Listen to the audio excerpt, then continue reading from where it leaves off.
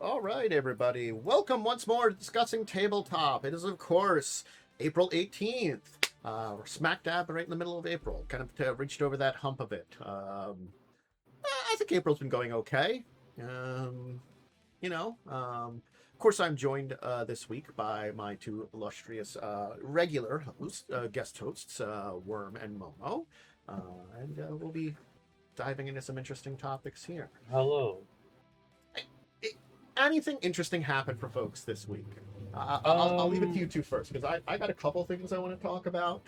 Definitely, I decided to spend my free time. I didn't talk about it because we wanted to get to the chattering it, but I spent I used my free will to spend my limited hours on this earth watching the Dead Space prequel animated movie. interesting. I guess, and I will tell you, it's not very good. It's one of those interesting things. Is like, I actually did think of because Acceptable Losses did a Dead Space episode. It's definitely one of those podcasts that I like them in a lot of ways. But again, I think I talked about it with my with their Dark Sun episode. It's like I liked some of the directions they took with it. There was some interesting ideas, but it's also like I do feel like they do an interesting thing of kind of like doing very generalized kind of stuff about it too, where they like take some things from like 4th and 2nd edition and like a weird mixture. Dead Space at least academically interesting. The video games are, and I would say the novels are too. It's just the movie is about an hour of like scenes very loosely connected together. It does seem as though in general a bunch of them do like link to the story, since it sounded like from that episode some of those like side games and content, which I remember hearing about these, actually linked into the story. They were quite popular at the time. Yeah. Like the weird like shooters and stuff that they did for I loved that little weird shooter. Yeah. But I'm also a freak who loves the Dead Space franchise, including somewhat Dead Space 3, even though it has a plethora of issues. I feel like, again, like I'm gonna put it this way, I feel like Dead Space 3 is comparable to Resident Evil 6. Resident Evil 6 is a hot mess, but if you want to just have fun with someone who's willing to go through a hot mess with you for it, it could be like a meme to haha, this is awful kind of game. And it is like there is core little bits of stuff in there that are like good ideas, but it's that kind of thing of like both games I feel like have something there, but probably corporate meddling, drove it down directions. I mean, Dead Space 3, like, it's pretty okay until the point where you're given a little, like, gathering robot and then a, like, microtransaction shop screen opens up. Mm-hmm. Yeah. I mean, it was okay until corporate bullshit is basically the definition of every EA game. Pretty much. That's how every EA franchise has gone at this point. Yeah. So but hey, we got that really good Dead Space 1 remake, and we're not getting a remake of 2. Because it didn't sell enough, apparently. I don't understand that, because it felt like it was like...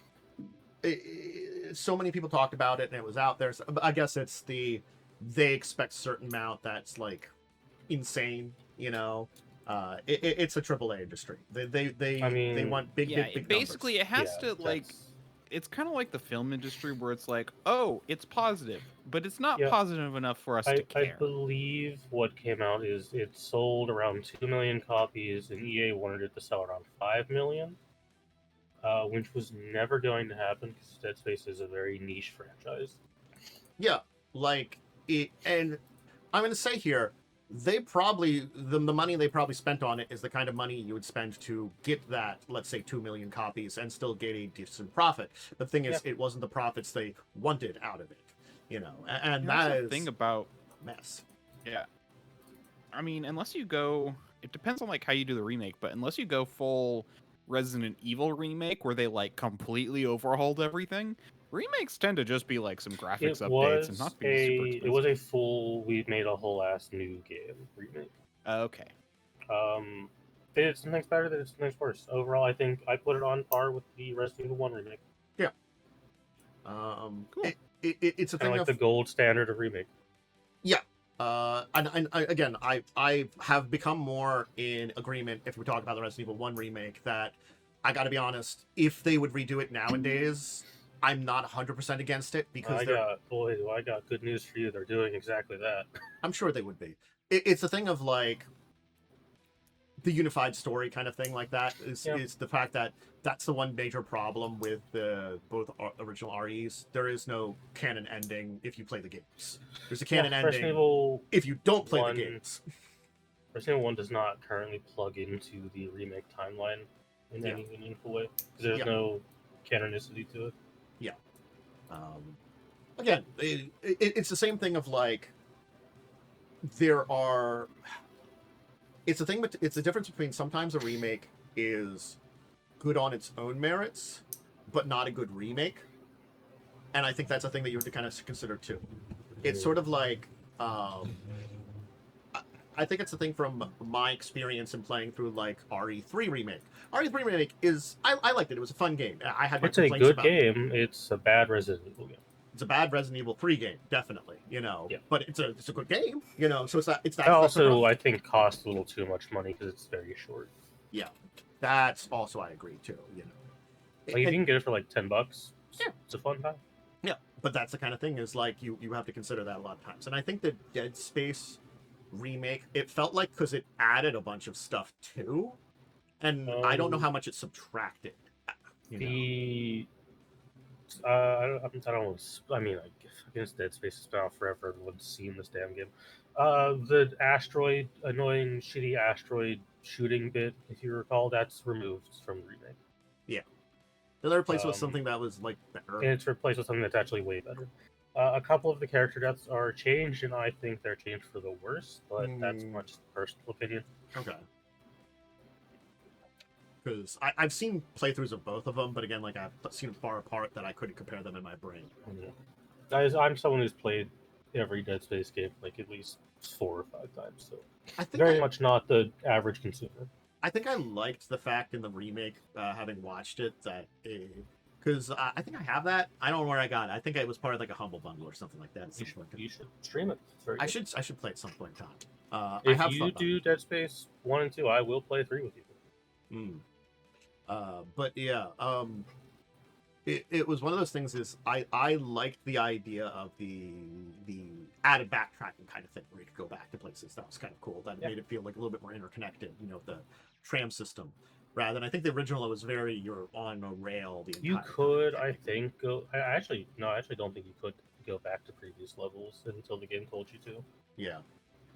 So, no, but anyway. Yeah. That's how I spent my time before we did Shadowrun, as I watched a painfully average animated movie from 2010. I've played Bethesda Dead Space. Yeah, I mean, they like. That's fair. That's a game I'm very iffy on personally. I actually do. I did like. I didn't like the crafting. Yeah, that's fair. I'm just not a crafting guy. I just figure every game has it at this point and just don't think about it. Yeah. For me, crafting, I don't mind it when it feels like it fits in the game. I think that's where it is. Like, survival games, crafting, cool, that makes sense. Certain other ones, like, I feel like if the system is interesting enough, survival horror to a degree, as long as it's not too insane, cool, great. Yeah. That's kind of places where I would put it, that I find it more accepting, but they do shove it in a lot of places nowadays. Didn't Dead Space 2 and 3 have crafting? 3 has crafting, 2 does not. Okay. 3's had weapon crafting, and it was weird. Because you could just make like some of the most heinously overpowered stuff basically at the start of the game. So completely unbalanced, tacked in because pretty much the devs. Hey, every game was doing weapons crafting at the time, so we should have it in our game. Never mind the fact that it doesn't really fit. And by everybody's doing it is that like someone came up with a good system and then everybody decided to copy it and it wasn't good except for maybe the original. That's just how big game industry work now. Yeah, big game That's how it's industry. worked I for mean, the you last say- like 20 years. Yeah. What do you mean good system and everyone copied it? I don't think any two crafting systems are the same, which is actually kind of annoying. I think it's the concept that it's been copied. You know. Oh, no, I agree that survival crafting is everywhere. It's literally its own genre. I think if we go back to the original kind of places where it started coming in, it probably would have been more similar, and it has spread out since then. But it's kind of become this like ubiquitous thing, like, you know, using yellow to mark going forward, which is a joke too. But I understand it's a very good universal color that they're kind of going for. I do think when people do it a little bit more like naturally, it works better. I mean, Yeah. the yellow is there because playtesters are blind. Yeah, I was gonna say like I mean, I think to be fair, I saw a game that didn't have it. Yeah, and no, it sucks. When it doesn't have it, it sucks. It's you bad. you have to have something that marks it. Um, And you have to teach your players to either you have to Yes. do something like yellow, or you can teach your players if you're doing something different very early on. because And I think that's why people use yellows, because so they don't have to teach backgrounds people. just look too good now. Yeah. So That's probably It why feels like, actually people feels like a use weird yellow. thing to complain about, but games look too good now. Back in my day, we didn't need yellow paint because our backgrounds looked like shit. we can tell the difference. Yeah. So yeah, that certainly speaking, that's very neat. Anything else? Anybody kind of I had play- horrible pain this week. That sucks. Yeah. My entire week did end up being a little bit of hopefully you're feeling better now. I'll get that. Mostly. That's A lot of my week was playing catch up to like, you know, being sick on Monday and then just figuring things out from there, but it wasn't necessarily bad. Yeah. I think I wanted to here's something that I don't necessarily want to put in like 2 cents, but I did want to say something about that. I thought this was a great place to talk about it for. Just the stupidity of the entire thing here. The entire thing with the new Avatar movie leaked. oh. What the God, fuck? yeah. What happened with that? That was just so bad with the way people are acting with that entire thing. It sucks. It's that bringing out people the are just worst. posting it. Here's the thing I'm going to say about it. You can hate Paramount. Thumbs up to that one. You could want them to go away. There are 2 ways that you go away. Right now, if you are supporting what happened, basically what you're doing is you're shooting the people that worked there and are trying to make a living in the face. Because those corporate people aren't taking the hit. They're shoving those other guys in the way. There are 2 ways to get rid of those corporate people. If you really want to do them, 1, find out some elected people and get them elected that'll make changes. That's one way. It's hard, but it's a possibility. If we left enough people that'll do something about the corporations, great. 2, you can go the route of, you know, everybody jokes about eat the rich. Well, you can actually try doing it. I'm not supporting that one, but you know, I mean, those are the 2 like. What kind of podcast do I found myself on this week? I mean, like, these are the 2 like easy routes. There are other ways to do things, you know, definitely speaking to, but it's definitely me one of those watching Dark Knight Rises. Like, man, this Bane guy has some good ideas. and also just not engage with it at all. I'm sorry, that's probably the Like, third just better thought post. Just don't Genuinely, watch anything for them. like big hacks like this suck. Just pirate the damn movie when it's out. Yeah, just wait till it's goddamn out. You can do it then if you really want to do it. Mhm. Wait until the people that are going to pay the money for it. Wait till they get their proper prices. Wait until like the people that you want to still support get support. You know. I mean, I saw a whole thing where it's all like, I mean, well, Gabe also said it best, where it's all like, it's not a, it's a service Piracy problem. is piracy is a service problem.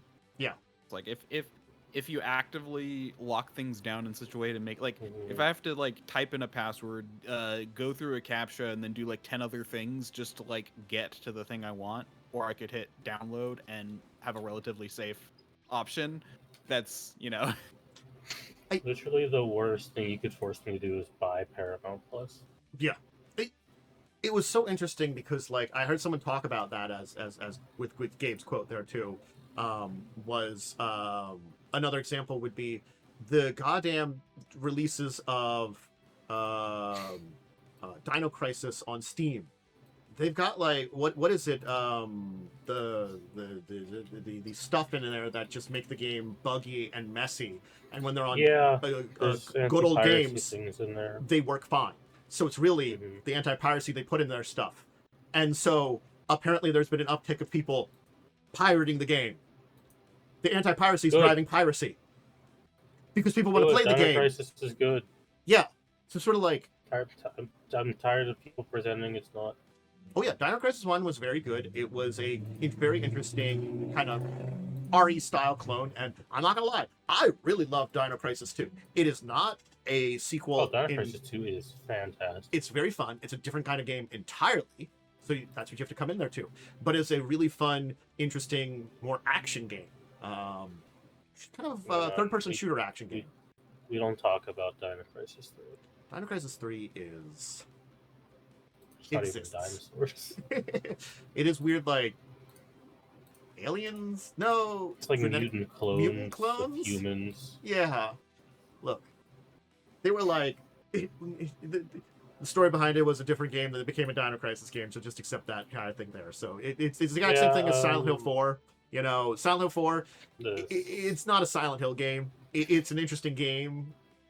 Mixed bag if you like it or not, because there's a lot of problems with it. I've seen people that really enjoy it, other people that don't. I'm kind of in the middle ground of like, it was fine for me playing it, but like, you know, it's not. I'm of the opinion that every Silent Hill game sucks to play. So Silent Hill 4 sucking to play is no different than Silent Hill 2 sucking to play. True.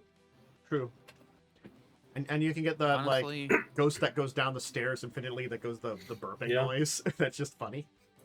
True. Yeah. I mean, unless... Well, I don't know. But to say, I haven't played like a AAA game in a very, very, very, very long time. Resident Evils, I think, are the last ones I've played. Generally, Capcom is the last company I look at. Like, yeah, I'll buy your stuff. Day one. They do a lot of stupid stuff still too, but they're at least like they still suck, but they're the least bad. Yeah, it's kind of like certain like like fast foods or like places in the world where you're like, this still sucks, but I can at least engage with it. You know, I think it's that kind. I still have fun with your product. Yeah, I mean, unless Obsidian counts as AAA now. Obsidian's always been AA to me, and same. My hot take is that they excel at making okay games. Yeah. Yep. No, I agree. Their games are like very good for what they are. They are flawed, fun products. They don't have that AAA polish though. Generally. And technically, I play the Bethesda's probably the other one. But I would also probably say Bethesda's AA as well. Bethesda might at this point be AAA. It's been on the banners. How high budget Starfield was. That's fair. They might have passed into Starfield that level. Was fine, but I don't think it's a good game either. No. It's unfortunate that it's that entire thing is people are looking for the next things from them, and I'm not expecting great things from the next. Apparently it's better now, so that's good. Yeah. They literally just added a DLC that apparently made it a lot better. That DLC and free update is pretty good. I mean, it added probably more of what people wanted. Will it make me go back to it? Probably not, because I didn't like the base game that much. But yeah. So. But yeah, but then let me think. Was there something else major that this week? I think we talked about the things that I kind of got into a bunch of too here. Definitely, it was a very fine week. I think yeah. Even being sick on. I think it was okay. Yeah. I've been working a lot. When I'm not working, I'm finishing up Arknight's Enfield content and struggling to pronounce the most Chinese names I've ever heard. All right. All right. I guess we'll get into some news here. You can start with our little RPG stuff here. So first off, I do technically want to shout out, because as much as I'm not huge on Wizards, the people that are doing it seem fine, and they're doing the a new actual play called Dungeon Masters, which I haven't seen it yet, but I guess one of the people that is on it was with Jesse Cox on Geekenders. Yes, the DM, who is a good friend of Jesse's, was on Weekenders yesterday. Yeah. Talking about it. It was a fun episode. I recommend watching. Yeah, I just hadn't had a chance to watch today. I was catching up on a different video from podcasts earlier in the week when I was out. Great. Yeah, that's Jasmine Buller. Is that the one? Yeah. Also known as, I think her online handle is the Bronze Girl, I believe. Oh, yeah. That's right. I remember that from because I basically started it and I didn't finish it because I got home. So it's like I got into like when she started talking about the show and didn't get very far. So yeah, no, it sounds cool. I know I'm on a fair amount of D&D live plays in my life, but I do genuinely struggle with watching them because they're too long, and I think the more edited format will be better. But again, yeah, I mean, generally when I do live plays, I tend to do the podcast ones because I can listen to them while I'm doing something else. It's really hard for me to get into Critical Role because the episodes are 4 hours long. Yeah, I do like something like an hour and a half, or sometimes the longer episodes are fine for me. Like I've enjoyed. I don't have a chance to sit down and watch too many of them, but I enjoyed sitting down. Like when I watched the Legend of Vantress, those were fine. You know, those weren't usually too long. I still listen to, because I can listen to that one. Because it's kind of a little bit podcasty, the Tales from Stinky Dragon, because they do those every other week too. Yeah. That's like an hour and a half every other week, and I'm like, that's very conveniently easy to do. You know. I enjoy Dimension 20 because they cap out around 2.5 hours. Yeah. And they are somewhat edited, so. Hey, that's what I try to cap out around usually. You know, so I try to go for that. Like, you know, it's maybe not like as bite sized, but at least it's not like long. It can be too long. It can be too long. You got to be careful. So, and edited content might be good in this case too. So hopefully we're good. Yeah, I mean, these things tend to be fine because they tend to be done with people who actually enjoy the stuff. It's just, you know, who knows? Like, maybe it'll be terrible because the CEO of Wizards will be like, hey, you need to do this with your character because they're not acting enough, and then everything's gonna go down the shitter. When she talked about it a little bit on Geekenders, as of right now at least, she has full permission just to say her full opinions on the stuff they use. Now, if she ends up saying negative stuff about the Ravenloft book, that might just change. Yep. Yeah. So, hey, look, again. We'll see. I think it is too. It depends on the person too, for how long you can do live stuff too. So, Paizo's giving us an entirely new RPG, a horror-based one, 13 Omens. We know very little about it, but they've announced it. We know it's not going to be the same system as Pathfinder and Starfinder, but beyond that, we know very little. So yeah. I think these are the two, like, OG Pathfinder and Starfinder guys too. Jason. I'm wondering. At least Jason Bowman is, I know, the OG Pathfinder 1E dev. See, I'm curious because they're going to be doing a similar system to their 2E system, or if they're going to be doing something new. Again, we know it's probably if at very little, if they do something that kind of is connected with what they've done before, it'll probably be a rules light version of it made for more of a horror experience. But again, we just know it's going to be a new system, but beyond that, not a lot. We'll have to see more. Yeah, I hope it's good. We don't have enough horror systems out there. Yes. Well, actually, we don't have enough good horror systems out I think that's the Yeah, best answer. to be try. fair, the best horror systems tend to be specific Yeah. settings. Mm, But I think honestly, we don't have enough good sci-fi systems either. We only have like 2. I think Dread was pretty good, but Dread you have to play in real life. You can't play it on. I love Dread because it's Jenga and you can just die. Yeah. Well, I think that's why I'm like, you can't really play it outside of real life. No, you cannot. There's not really a good virtual Jenga. Yeah. Yeah. It is Jenga. And that's why it helps add to the tension. So it's like, as you do things that add to the tension, you're adding to the tension of the Jenga tower. And so it's this twofold thing. And so it makes sense. It's a very good using Jenga to add to the tension. That's why I think it's good, generally speaking. It is using an external thing to add to the tension of everything you're establishing. But again, it's one of those things that adding tension is hard.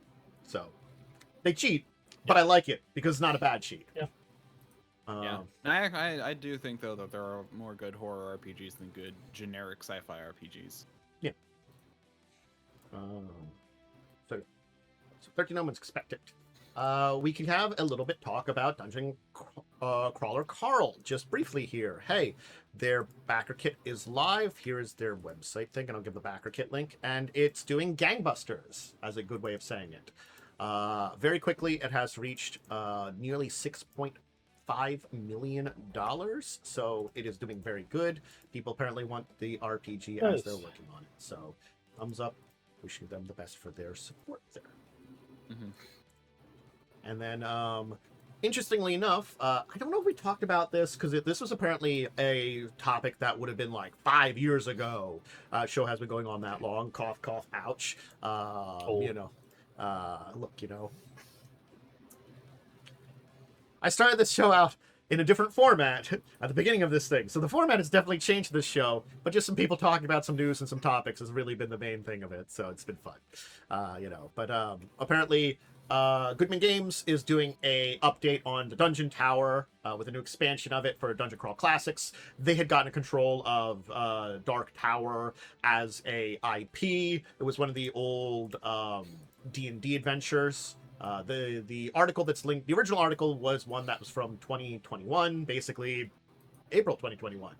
And it was a module back in AD&D's time. Again, I don't remember a lot of the big art ones. This apparently one was that's also liked by a lot of people, Dark Tower. So I'm assuming what they had done with it is they had made a version of it in Dungeon Crawl Classics, which is their updated version of AD&D. It's very AD&D coded, but like with a little of a modern take on it. So I've read through the rules, but I haven't played it directly. Dungeon Crawl Classics, it'd be hard to compare it to. I'd have to give the Worm the rules and have him compare the two because he plays AD&D currently. I play AD&D 2e, which is similar, and I have the rulebook for Dungeon Crawl Classic. Yeah. I have played a form of adventure because they did remake it for 3.5e at one point. But yeah. So, and I will say, it's very good. Yeah. So, yeah.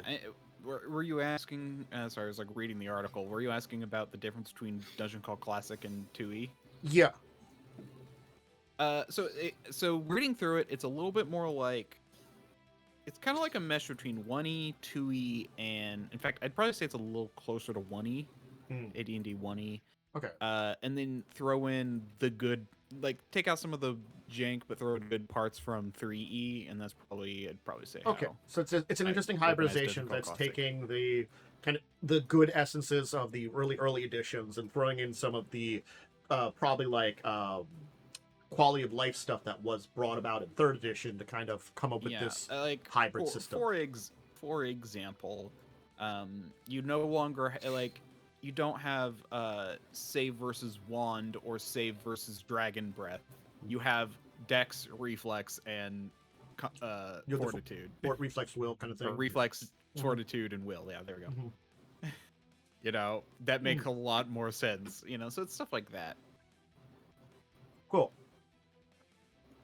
So if you want to check out either of these, again, classic adventure or this expansion to it, cool. And apparently the person that was working on the expansion, I think was the one that worked on the original. So, at least the original for that. All right. So I did want to talk a little bit as a bigger topic, rather than stop on it, about the Ravenloft book, because we were spoiled. What the hell is in this book? Oh yeah, we were. We did get a little bit of stuff. Mm-hmm. So now we know everything that's going to be in there. So just to go in the list, and then I'm going to talk about some of these. 16 Domains of Dread.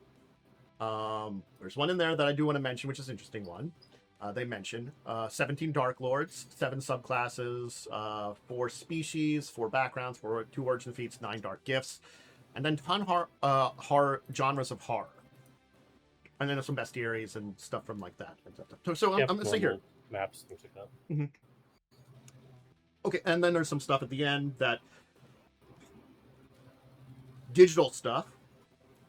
And I'm going to say this.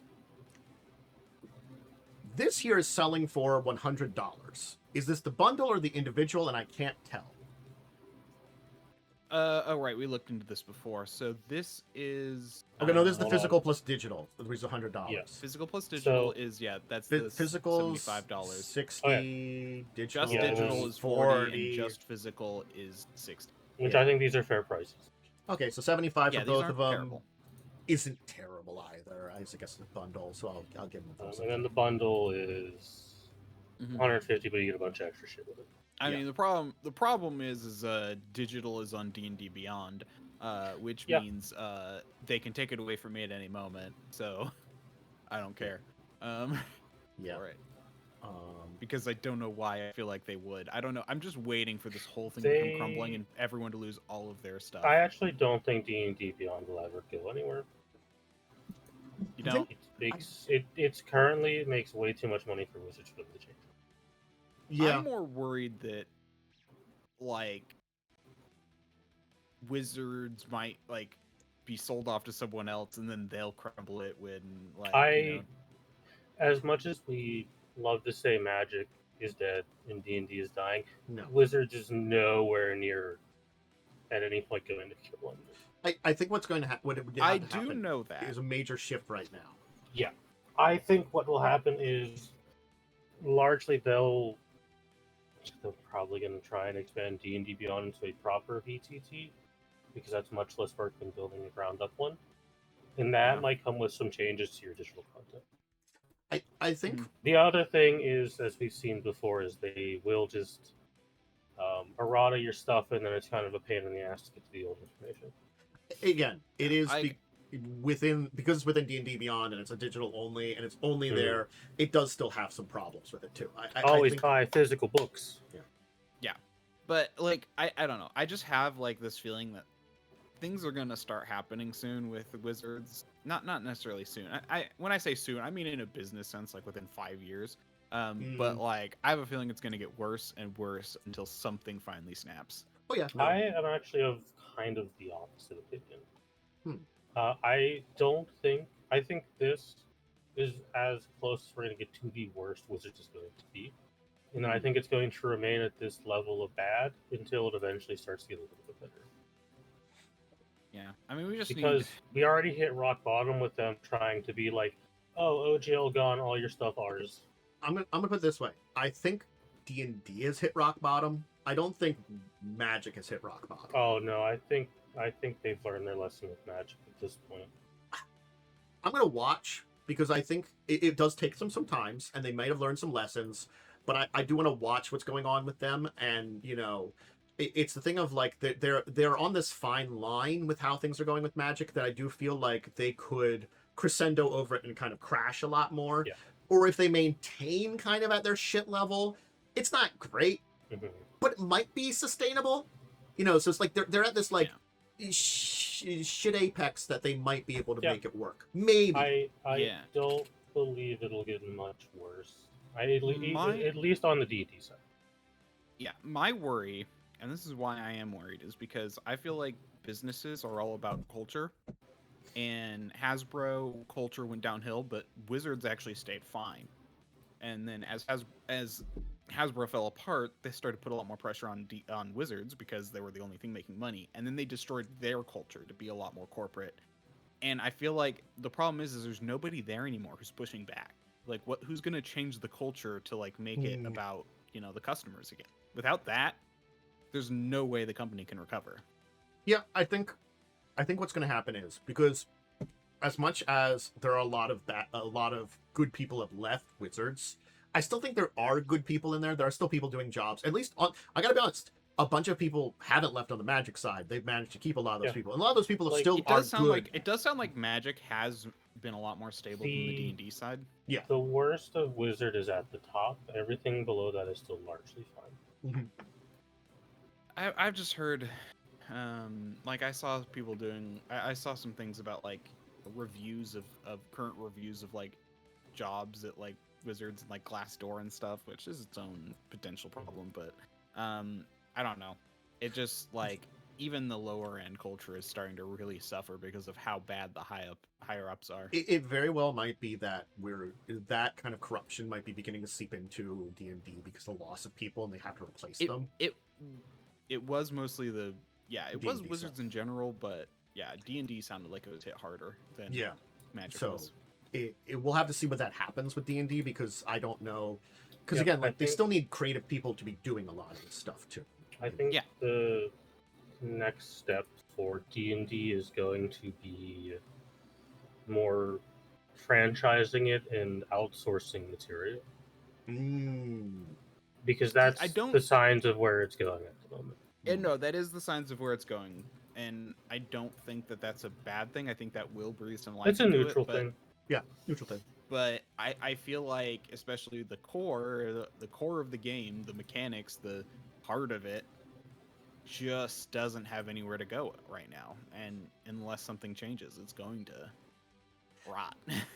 And I think that very thing of like the idea of maybe the franchising thing comes into a little bit of the conversation here on the Ravenloft book, because I want to talk about it as a deeper discussion topic. I'm just going to say this at some point in time.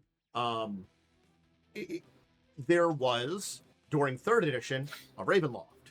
Someone licensed out Ravenloft and made it. It was a third-party Ravenloft. It wasn't necessarily bad, and it was based on the AD&D stuff, and kind of a big thing about that. But it is kind of like out there in a weird spot, you know, and that's the kind of thing. That's the kind of thing I always do worry about with the kind of franchising model, is if they restrict back, how much of that material will they, like, support in a lot of stuff. Now, granted, you know, there's the entire argument about first party versus third party. That's entirely different kind of thing that we're going to talk. I had for today's topic, so we'll get to that. But it is like, it is a thing that can create problems, I'll just say, in a lot of weird ways. So I don't know. We'll have to kind of see how things go. I'm gonna be honest. D&D is living through its third-party content. I would argue that if you're not using third-party D&D content, I'll agree at this point. Your game's probably going to suck. Somewhat agree, but I will say the current content that has been put out for 5.5e officially is pretty good. Yeah, and largely better than what they were doing before. Yes. So my first thing I want to say about this book here that we've got this stuff from is, I was expecting to see some Domains of Dread and Dark Lords. I'm going to say here, the one that was very interesting is they do mention they're going to be doing Innsmouth, and basically they're going to be doing some Lovecraftian horror, which I think is fine, you know. The other thing too is, I think it would be best if they don't do any old domains. What I mean by this is, if I go back to Van Richten's guide is a mixture of, I call them 3 different things.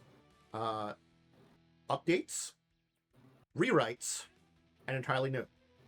The updates basically take the core idea and just basically represent it with a 5e skin, and they do a really good job of creating some interesting ideas. Some of them are like, you know, some of those domains are like the 3-paragraph domains, but they like kind of rewrite them in an interesting way and present them, and some of the other ones are pretty good updates. They basically see what happens for the original and fix it up to like a more modern sensibility, which there are plenty of domains that have problems. Which is fine with that for domains, because largely a lot of the domains are you're never going to set a game here, but you might take like a stop here. There's some really cool ideas. Like this week, I did a video on basically a domain which is a floating pile of Sargasso. So it's a Sargasso Sea with a were shark domain dreadnought.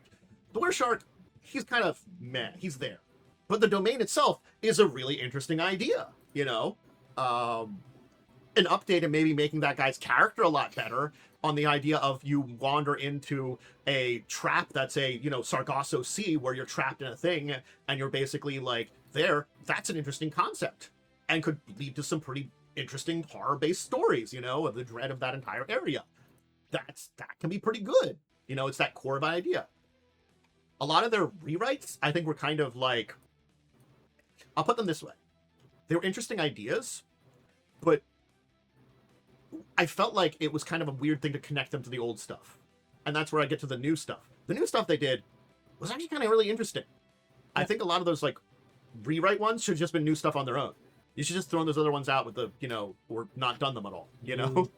It's D&D is stuck in this unfortunate land, this unfortunate area of try to do new stuff. People get really mad because people only want what they know. And when you remake the old stuff, people get really mad because you changed their precious thing. I do agree that that is a big problem when it comes to D&D, and I think that's why they seem to refrain from doing anything at all. But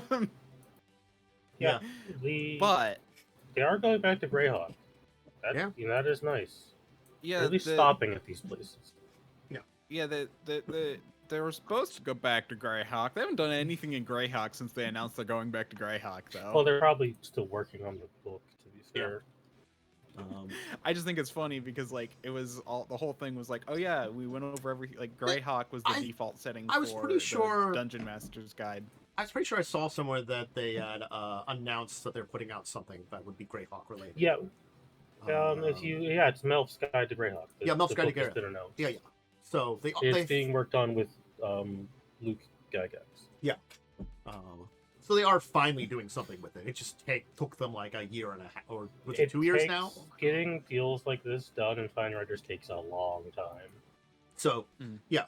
So I'm definitely interested in the Remains of Dread, because as I said, if it's the same kind of people that came up with the original ones in the Van Richten's Guide, like the Eberron Ghost Train, really cool. The Wandering Carnival, I loved that one. You know, that was a domain of dread that could kind of come up. So those were really cool ideas that they came up with in 5th edition.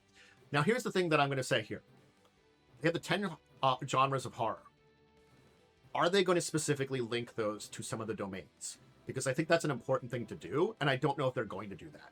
Because I feel like, and this is something I'm going to come back to as a person that is a fan of Ravenloft, each domain really encapsulates a type of horror or horror-ish element on its own. You know, and really that's hard to shift. There sometimes are multiple stories you could tell, depending on the direction you go in, but really each of these allows for only certain stories to make sense within them in a lot of ways. So I think that's why, like, maybe the 10 genres could be good for, like, if you want to make your own or something like that. But I'm curious as to what they're going to do when they talk about them, you know, and how they're going to go about that. You know, I'm just curious. I don't think there's like, I'm not overly like worried about the short term. I'm just worried that it's going to continue to rot. It's possible that it won't. I could be wrong, but yeah. And the rest of the stuff, the subclasses, species, backgrounds, I think those are fine. Yeah. The subclasses we already got a taste of; they were fine. The species are going to be likely the Van Richten ones plus something else, but done probably a little better. Yeah. Maybe they'll make the Hag one interesting now. I don't know. Yeah. Feats are cool. Dark gifts already exist. They're probably reworked. Yeah. Largely, my worry is how much of this book is going to be Strahd. Ooh. Damn it. I know it's kind of know why people go for Ravenloft, and it is Strahd. Strahd is the big guy. Unfortunately. Daddy Vamp. Which is why I could see them, if they don't do a lot of Strahd in this book, they're almost certainly updating Curse of Strahd a third time. It's the thing that, like, that's the other thing I worry about, is that it'll just be a bunch of the domains from the first book redone here, which isn't going to be interesting either. That was another worry I had, too. The other thing I'm glad they have 41 best things in the bestiary, and I guess 10 other more NPC things to encounter, domain denizens. So little. It's not a lot, but also, like... Yeah. It's the same problem I had with 5E in 5.5 now. We have to get random books to get more creatures. Yeah. Yeah. Well, honestly, I'm going to bring that up in our third-party content topic. To be fair, that's also largely how a lot of Pathfinder 1E works. Yeah, 1E was very much like that. Not sure. I don't know how 2E works. I don't know how they handle their adventures. I assume they do it a little better nowadays. Yeah, 1E did a lot of that too, that they would have the creatures and the adventures, but at very least in 1E, they would then publish a like proper bestiary that would include a bunch of Not for everything, unfortunately. Okay. No, some of the weird I things do. they did include. I do want to say for Pathfinder, the whole thing with Pathfinder is, yeah, they may just throw things in random books and may not publish it elsewhere, but they at least then go onto the website where you can look up everything.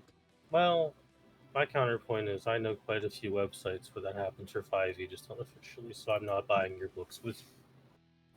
Fair. Like that's yeah. Of the announced books, the Ravenloft one I think is the one I'm the least interested in. I'll just say that. I'm mixed interested in it, because I'm interested in it for basically I do want a list of the demi-planes there to see if it's something that I really do want to know about, because hey, a bunch of the videos I do are talking about Dark Lords and domains. So I want to know what's in there. Yeah, I mean, I might get some 5e books again at some point soon. I'm just kind of like at this point where it's all like, if I do 5e stuff, I'm going to run mostly off of third-party stuff rather than like the official stuff, because I feel like the official stuff at this point is just so mediocre, whereas third-party stuff can actually be really good. The only book I would say that I'm interested in acquiring is the Eberron book, because apparently it is very good. Ooh. Well, yeah, because it's not made by Wizards. It is made by Wizards, though. Well, it is made this by one Wizards. was written by Wizards writers. Oh, okay. Yeah. It's probably, again, like, it's that weird thing of, they probably did a conjunction deal with whoever it is. I can't remember his name, the guy who was in charge. He's a guy. And I assume the Greyhawk one will be of similar quality. Yeah. I think those two will probably be pretty good. Again, it's one of those things is, the Greyhawk one interests me a little bit, but it's also, like, the fact that, like, it's been a very long time since I've learned anything about Greyhawk, because Greyhawk was fine, but I'm not going to lie, back in my 3rd edition days, Greyhawk was kind of boring in comparison to Forgotten Realms. Greyhawk is one of the worst. Greyhawk is a very basic setting. That was the problem, and it's just like now, like, Forgotten Realms has been overdone because it's just Oops All Sword Coast, so I'm like, you had the more interesting setting and you ruined it. Yeah. Oh. To be fair, I also find the Swords Coast very boring. Yeah. That's same. Okay. We should move on. We should. Yes, I was going to say that. Let's talk about some miniatures tabletop stuff. I guess we can start with some classic Warhammer video games coming back. Yeah, all the old Warhammer video games were randomly thrown up on Steam on like a Tuesday. Figured it'd just be fun to mention that, because some of them are pretty good. Some of them are very bad. Look, I'm not gonna lie, that's exactly like old D&D video games. Some of them are actually pretty good, others are not. It has one of the OG Halo killers, Fire Warrior, which is a very bad game. I would not recommend that one. Interesting thing about Fire Warrior, it is to date the only Tau-related video game. Wow. They've never made another one.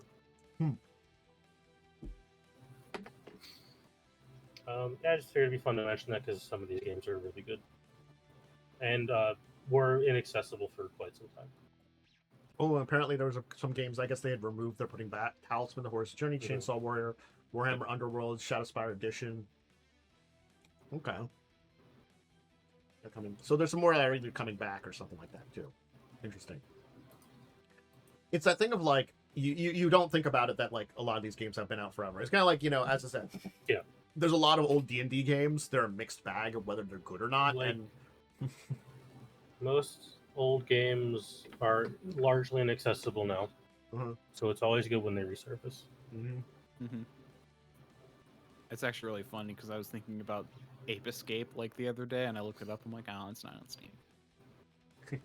I don't know if it's even been brought back on like any newer PlayStations. It probably has. Oh, I been doubt at it. one point in time. You could probably get it on like PS Plus. I feel like I know it was on PS2 back Yeah. in the day. It was re-released on PS2, but I don't think I haven't seen anything of it since then, or maybe it was PS3. Because like, But it was- it's very possible it's in the classics catalog on PS Plus. Indeed, if because- you were on PS Plus, you could play it on PS5 right now. Yep. It hasn't left PlayStation, unfortunately. And I think PS Plus is a fairly good deal. I think it's a better deal than Game Pass Yeah.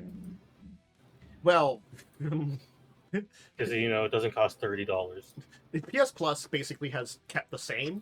Basically, I think what happened was PS Plus basically kept this like ongoing line. They haven't really changed anything. Yeah, I mean, While for what a happened while, is PS Plus doesn't have day one Call of Duty. basically, I think for a while, Game Pass was a lot better. They kind of made themselves better, but then they've kind of but like it wasn't like super better.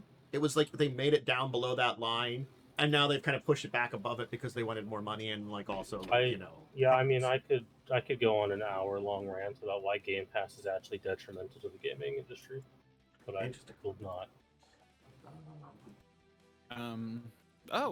Space Hulk and Warhammer Quest were taken off Steam. I didn't even know They that. were, yeah. I have the Warhammer Quests on Steam. I'm a big fan of Space Hulk. So, very interesting. Glad to have those back. I do want to briefly dive into... I don't want to talk about this very long because, I just don't want to. There's another Secret Lair super drop of some things. It's two My Little Pony things. Fine. An Omens of Chaos, which I don't know what that's supposed to be. Dwarf Fortress, which is a weird crossover, but okay. Dwarf Fortress is fun. Well, that's what I mean. Dwarf Fortress is an interesting game. I don't know why it's crossover with Magic cards. No, but I okay. mean, the crossover is fun. Oh, I guess That's like the most fun one in here, I think. I can see that, definitely. I don't know what Omens of Chaos is supposed to be. The Eyes have it, which are eye-based things. I don't know why it's Japanese Magic School. I know it's because of Strixhaven, but it's Japanese Magic School. I don't know. It's this anime. Am I forgetting an anime that it should be? Let me check this. It's Youthful Days of Magic School, which is a slew of slice of life animes that are featured in here. Oh, okay. Couldn't tell you which ones. Because I'm gonna be honest, I do not really watch school-based animes. Some of these look familiar though. I've probably seen something about one of them here or there, but I don't think I don't remember watching any of these because I haven't watched a slice of life in years. I gotta be honest. Yeah. Notebook Geniuses, it's like a whatever. That's like a true notepad, and then Fun art. Return to the Mythical. I think the My Little Pony ones are. There's bronies are a big enough crossover with Magic that I think that one will sell fine. Yeah, the lands they're giving you 2 at least. They've gotten better, but they're still not that like 4 or 5 that I kind of keep saying really it should be 5 of each. Yeah. The other one, and again, all the Defense of the Heart, I think is a really cool one because Defense of the Heart's actually pretty good and pretty good price. I think that's big there. I'm gonna say that there from the first one. I don't know how much the normal one is right now. It's about so there's Legacy one's $25. So if we say it would be around like $25, I mean it might make that price, for the non-foil Defense of the Heart. You just thought it, or close enough, I think. And there's another Soul Ring. Yeah, There's of course. Soul Ring. It's always. Like, I'm not gonna lie, Omens of Chaos having Batwing Broom is one of my favorites because I love Batwing Broom, even though I have it only in like one deck ever. Fair. It's funny because it's basically a fog effect, but also if you spent white and black, the attacker loses life for a number of attacking creatures. So it's funny. Yeah. And then of course there's a Return to the Mystical Archive, which again, they're all fine. They're secret layers. Yeah. Probably someone will give. I think the best looking one is the Mystical Archive because it's the traditional Japanese art. Yeah. Art subjective if you want them. I would say look into cards that you might like. If you like the style, cool, great. Like if you love the Dwarf Fortress style, if you're a big Dwarf Fortress fan, and you might be able to use some of those cards, cool, great. I'd say thumbs up, go for it. But if you want to look at like pricing stuff, I think Tolarian College will put some pricing stuff together. He usually does before these are out of there. Usually can catch it in time. And this one goes live on the 27th, so you should have plenty of time to get it if you want to see price side of things. So ask yourself about the price, ask yourself about if you like it or not, and those two questions, and hey, maybe ask yourself if you're willing to use this garbage website to wait in line. That's the third thing to say. That is the third thing to say. A brief stop by Cyberpunk. I'm not going to put a link for it here. Hey, it reached number 3 as we said it was going to. Nice. So I did back it, so I will get the 2 starter decks plus the fancy cards. If you want to see previous links to the entire thing from it, I've put the link in a couple weeks now. Yep. But I did want to say, hey, the third most funded Kickstarter all time. Cool, awesome for them. We did get a bunch of information on Lorcana releases. I did want to talk about some other TCGs because I feel like it's reasonable to do that too. So basically, we have information about its next set, which will feature some characters from Monsters Inc. We do know they're coming up with a set later in the year that's going to be focused around Coco or involve the characters from Coco. Fun. And apparently a movie and a fantasy metropolis called Hyperia City. There's apparently plot to this game. I would assume there would be, but it's like one of those things is like, because it's so it's kind of like it took me a while to be like, there's plot to Kingdom Hearts, It's the Disney characters kind of like took it back from me for a minute, This was when it first came out. So, by the time we get to Kingdom Hearts 2, I'm outside of that. But it's another one of those times of like, it takes me a minute to be like, oh yeah, Disney characters. Just takes it for my brain to be like, oh yeah, there's this has its own plot. So yeah, apparently it has that, and they're also going to be putting out like around the release of the next set a like special board game challenge kind of thing. The Illuminar's Quest, the Great Honey Rescue, I guess, to go along with the next release and stuff like that. So I guess they're putting some interesting things together that are different ways you can use the stuff here, which I'm actually like, oh, that's really cool. Good for you. So awesome. If you're interested in the One Piece card game, apparently they're going to be teaming up with Red Bull for their one of their big championships in Milwaukee in April, which actually happened. Oh, they teamed up with them. It did happen. And so they teamed up with them, I should say. Not they were going to team up. It was basically a partnership between them and Bandai, which apparently, I guess Red Bull had usually been with Wizards for some stuff. That's kind of interesting. I don't know. Like sponsors a lot of things. Yeah, I don't go to enough places to know this. So it was like, I guess this was one of their big championship stuff too, which is good. When TCGs have a good, championship kind of events and stuff like that, it means it's doing pretty good. When you have the big events where people get together and play, and they prizes and stuff, good health of the game kind of stuff. And I know One Piece is in those top, like at least top 10 usually for popularity. People like One Piece. Yeah, I do hear good things about that one. I mean, even though it's got the bad scalping problems, the Pokemon TCG, Yu-Gi-Oh still up there. What doesn't at this point? Yeah. We've commoditized every hobby. Yeah. So I think we talked about this TCG a while ago, but someone was doing a basically very Hollywood Monsters one, or like Universal Monsters one, and they're doing they announced their boosters, Dawn of Terror. So the first batch of monsters were going to be like Dracula, Jaws, Bride of Frankenstein, and more. These are 13 card packs, come with a foil and borderless card. So 24 packs to a booster, 142. We got the prices of it. Yeah. So look, I think if you're doing a TCG right now is the best time to release it. Yeah. There's a lot of looking for it, and TCGs can be a good way of getting into things. So this is we are in the second renaissance of TCGs, but this one actually is being successful because people know how to make TCGs. Oh yeah, people are actually good at making games now. First I renaissance. think the rise of video games has helped with that because. Yeah. Also, God knows Wizards has bled so many employees that they just go and make their own stuff. Mm-hmm. That's true too. It's like I love talking about mostly failed TCGs or CCGs from the 90s, but they're always interesting. It was back in the day where everything had a TCG, and now we're hitting the point again where everything has TCG. It's just back in the day, people were like, "This game will work because this idea I have." I didn't have a chance to record the video this week, but I was working on one for a TCG where the cards were bigger. They made like tarot-sized cards for a TCG. That's cool. Fun. It was neat. Probably way too expensive. It only had the one set, and I think I'm like, it was a little bit more complex than Magic. It had some interesting ideas because basically what it was is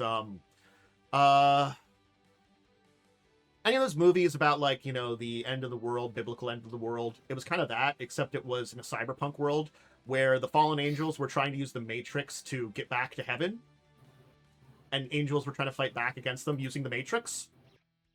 As that weird as it sounds, is it an idea that might be interesting? Sure. Is it really weird? Yes. But hey, didn't go anywhere. People have ideas sometimes. That's what I'll say. People have ideas. So we got some suspects in one of the big, basically Chicago Pokemon trading card game robberies. We may or may not have talked about this one. How big was the font? Probably just normal font size. I think they just had like really big art on it. Was one of the things they took advantage of. But there were no like card sleeves or things you could store them in because they were in a time period where everybody has just the basic like Magic / trading card size things, you know. Nowadays, you could probably make your custom ones. It didn't come with that kind of thing, you know, sleeves and stuff like that. Bad ideas, you know. Wrong time period is what I should say. But anyway, I remember hearing about this. Yeah, this is something that occurred last month. I don't know if we talked about it. I think I heard about this from a Moist Critical video. Yeah. He was robbing a bunch of places. He's been charged with 5 felonies from his various robberies that he took care of during that time period. Good. He robbed a kid. He robbed a 19-year-old. Send his ass to prison. Yeah. So.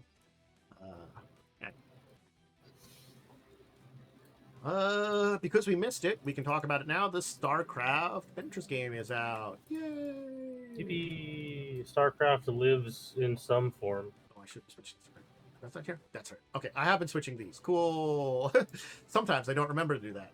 Switch this slot. So it lives in some form. At least you can get the miniatures Thank game. God. It's reasonably priced too. Yeah. They just had their pre-orders, so they don't have any stock right now. Mm-hmm. But I assume stock will return in a little bit. I'm curious if they'll stick it with 2-player or they'll come up with more player versions. Maybe I will assume there will be a 4-player free-for-all because I assume you would mimic the game format. Because I assumed that, because that's what I always thought about when I heard about StarCraft, because I haven't watched a lot of it or heard a lot of it, but I assumed that normally you play 1v1, but there are modes that you can play more people against each other. There's team modes as well. Okay. So they might come out with team stuff first before they do the I would hope. Yeah. StarCraft holds a very special place in my heart, and I'm happy to see it continue on in some form. Yeah. God knows we're never getting another StarCraft video game. I assume that they might want to do more like faction / sub-faction kind of boxes before they do those kind of things, maybe. I don't exactly remember what's in all of the boxes, but there is unfortunately a finite amount of units you can make in the StarCraft universe. Yeah. That's why I said There subject are factions. You know. there are only 3 factions technically. You could do sub factions, although one of them is the Confederacy, but in space. So I don't know if you want that one. Yeah. But I mean, for Zerg, like the easy way to do it would be it's different broods, because there are multiple broods under the Zerg. So. And then the Protoss got Eldari'd, so they're not having a great time. Yeah. So unfortunately, we lost a interesting fantasy writer. We'll give this is his website, which I don't know how much of an update he has on his unfortunately passing there, but that's Ian Watson's website. This one as well. Rest in peace. He was the first author for Warhammer 40k and a fairly prolific British science fiction author. Yeah. For his time. His books are an acquired taste. That I will say that much. It is sad that he's gone, because by all accounts he was apparently a very nice man. Yeah. But he was also in his 80s, so... Yeah. He had a good long life, so he was in the back end of his years. And, a good long life filled with many one-handed writing sessions. Oh! Anyway. Yep. Moving on. Did that just Now I know what ridiculous you go meant over by, the Inquisitor book? They his did. books are They acquired did taste. they did the Inquisitor trilogy. I thought they did, and it was a story. The best I will say about that video is watch it with headphones. It was a story. Ian, R.I.P. Anyway, his books are very weirdly sexual. Yeah. Anyway, we also had lost another person. Reinhold Whitting, unfortunately, has passed away. He's a game designer.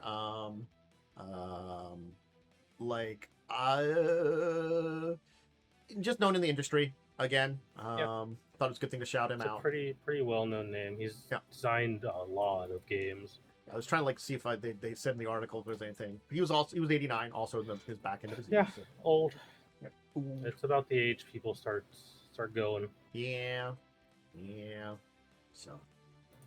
And yet my boss doesn't have a plan for his company. Well, I'm sure it'll all work out in some kind of power struggle. Totally. Yeah, especially since his wife and his son hate each other. That'll definitely go without any issues. Definitely. Definitely go without. And the son is the one who actually works in the business, and the wife doesn't, but also feels entitled to it. So, for the deeper discussion topic today, I did want to basically, because I think we may have talked a little bit about this in the past, or we at least mentioned different places, and there's a kind of follow-up topic I want to talk about next week that kind of relates to this, so I wanted to start with this one of the first-party versus third-party RPG content. And what do I mean by this is, like, first-party would be like, we're talking D&D, something published by D&D. We're talking third-party, we're talking, like, let's say, what Joe used for his Grinding Gears game, Dark Matter. You know, that would technically be third-party material. Someone's published it that works with 5e. Now, I'm going to first preface this entire discussion with, if you're playing your games on your own, you can use whatever the hell you want. You know, it's up to you. It's your game. You can choose what you want to use it. You can choose not to use it. That's on you. What I want to kind of present here is advantages you have with, of course, first-party stuff when it comes to mechanics, story, and, you know, ease of access. And the same things, talking about those kind of things when it comes to third-party kind of stuff there, too. Because these are important kind of things. You know, you want to know how well it works in the general mechanical systems, how well it works if you're using any aspect of pre-made stories. You know, again, like maybe you're using not a pre-made adventure, but you're setting your adventure in, you know, the Sword Coast or somewhere else in Faerun. Yeah. Cool, great, you know, you can do that. You can make up John Buttfuck Town over there. And then the also thing of, that's like... a canon city. Probably is. I think that's where Neverwinter. I think that was in Neverwinter. Yeah. So I have this personal belief that if you're not using third-party content with D&D nowadays, your game's gonna suck. As I said earlier. In fact, I think that's part of the problem with Joe is that he uses official content, which is honestly worse balanced than most third-party content nowadays. I think using first-party content is advisable if you are learning the system. Sure. But I will also go with the caveat of if you know the system well, you will likely need to rebalance some things and this isn't just for D&D. This also goes for Pathfinder. Because boy howdy, I've read some Pathfinder adventures where they don't know how to balance anything. And it's stupid. Yeah, they're a lot better in 2e. They're a lot better in 2e. And I think that's the thing too is first party. Let's start with mechanically. How well things fit in. First party, it's not always perfect, but most of the time you're going to get mechanics and stuff from a first party book that's going to fit no matter what system you're talking about. Now I will also specify this discussion also means if you're playing stuff being published around now, the industry's a lot better now. I'm not going to lie. Very much so. If I look at 3rd edition and 3.5 edition, there were a lot of third-party stuff came out there. It was a crapshoot how good or bad it was. I'm talking about, I think, Scarred Lands, which was published by White Wolf. Scarred Lands is a hot mess. I played in a game where we tried using it. We did that once. We put that book to the side, and then touched it rarely again. Because it was so not well balanced in many ways. With first party, largely everything is going to be in line with what everything else is, balance-wise, with the rare exceptions of some adventures, but generally core rule books, first party, are around the same balance level of everything else in that book. Adventures get weird, because sometimes the person writing the adventure doesn't know how to do encounters or items. Yeah. Encounter and items, I feel like, are the worst part about it a lot of times. You know? That encounters are just... And that problem also still does exist with third party. Yeah. Now, when it comes to third party stuff, when I say, like, you should definitely use it, I'm talking about things like monsters and items. Yes. Generally, when you get to things like races and classes, you have to be more careful. Yeah. Before you use any third party species, classes, feats are a big one for Pathfinder, 1st edition. In fact, I think there's a good separation here. If you're a GM, you should definitely be using third-party content. If you're a player, you definitely should not be trying to convince your GM to use third-party content. Honestly, if you're a GM, I would even say you shouldn't use half of the first-party content for some systems. Cough, Pathfinder. Yeah. Yeah.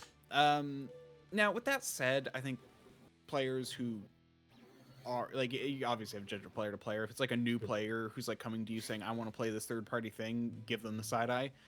If there's someone you know and you know they like know how games work, you like take what they have with a, you can look into it. But it's responsibility of the GM to determine if something the player's bringing to them, if it's going to mechanically work in the general system. You have to kind of know some basics of the system. You're running the game, so you have to be able to tell them this works or not. And again, like, it is sometimes a crapshoot mechanically speaking too, and also sometimes you can work with them to adapt things mechanically. Maybe you can say, like, this is a little too more powerful. We can kind of word this a little bit to make it a little bit less powerful, something like that could make it work a little bit better, These are things you can work on too.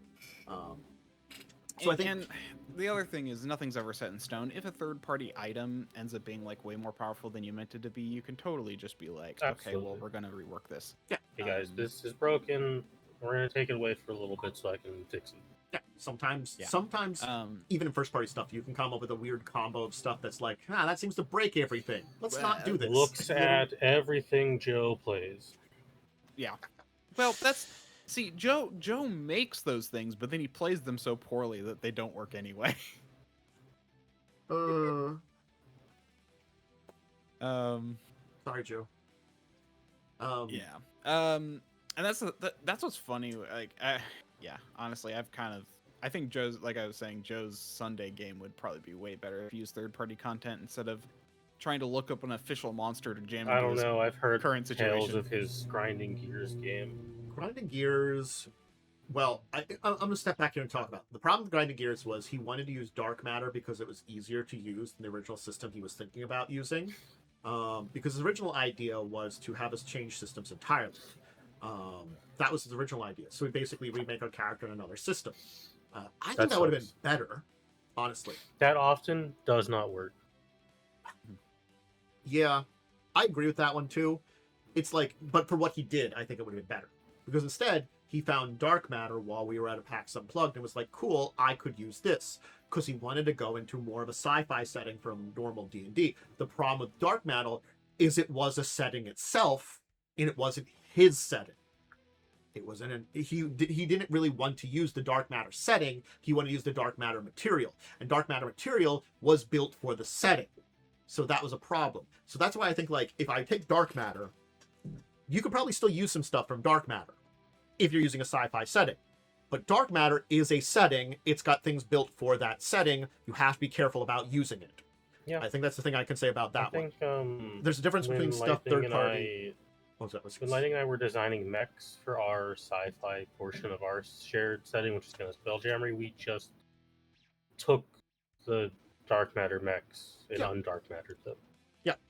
That was something he didn't want because those weren't really in his setting, while that would have made Space Battle a lot better, you know. Oh god, yes. They make it so much better. But it was, unfortunately, there weren't mechs in his space setting. Yeah. So we couldn't really use every sci-fi setting should have mechs, and if you don't do it, you're a coward. Yeah. Even if they're like rare, you know. Yeah. So let's Mechs be are real. like the coolest sci-fi thing.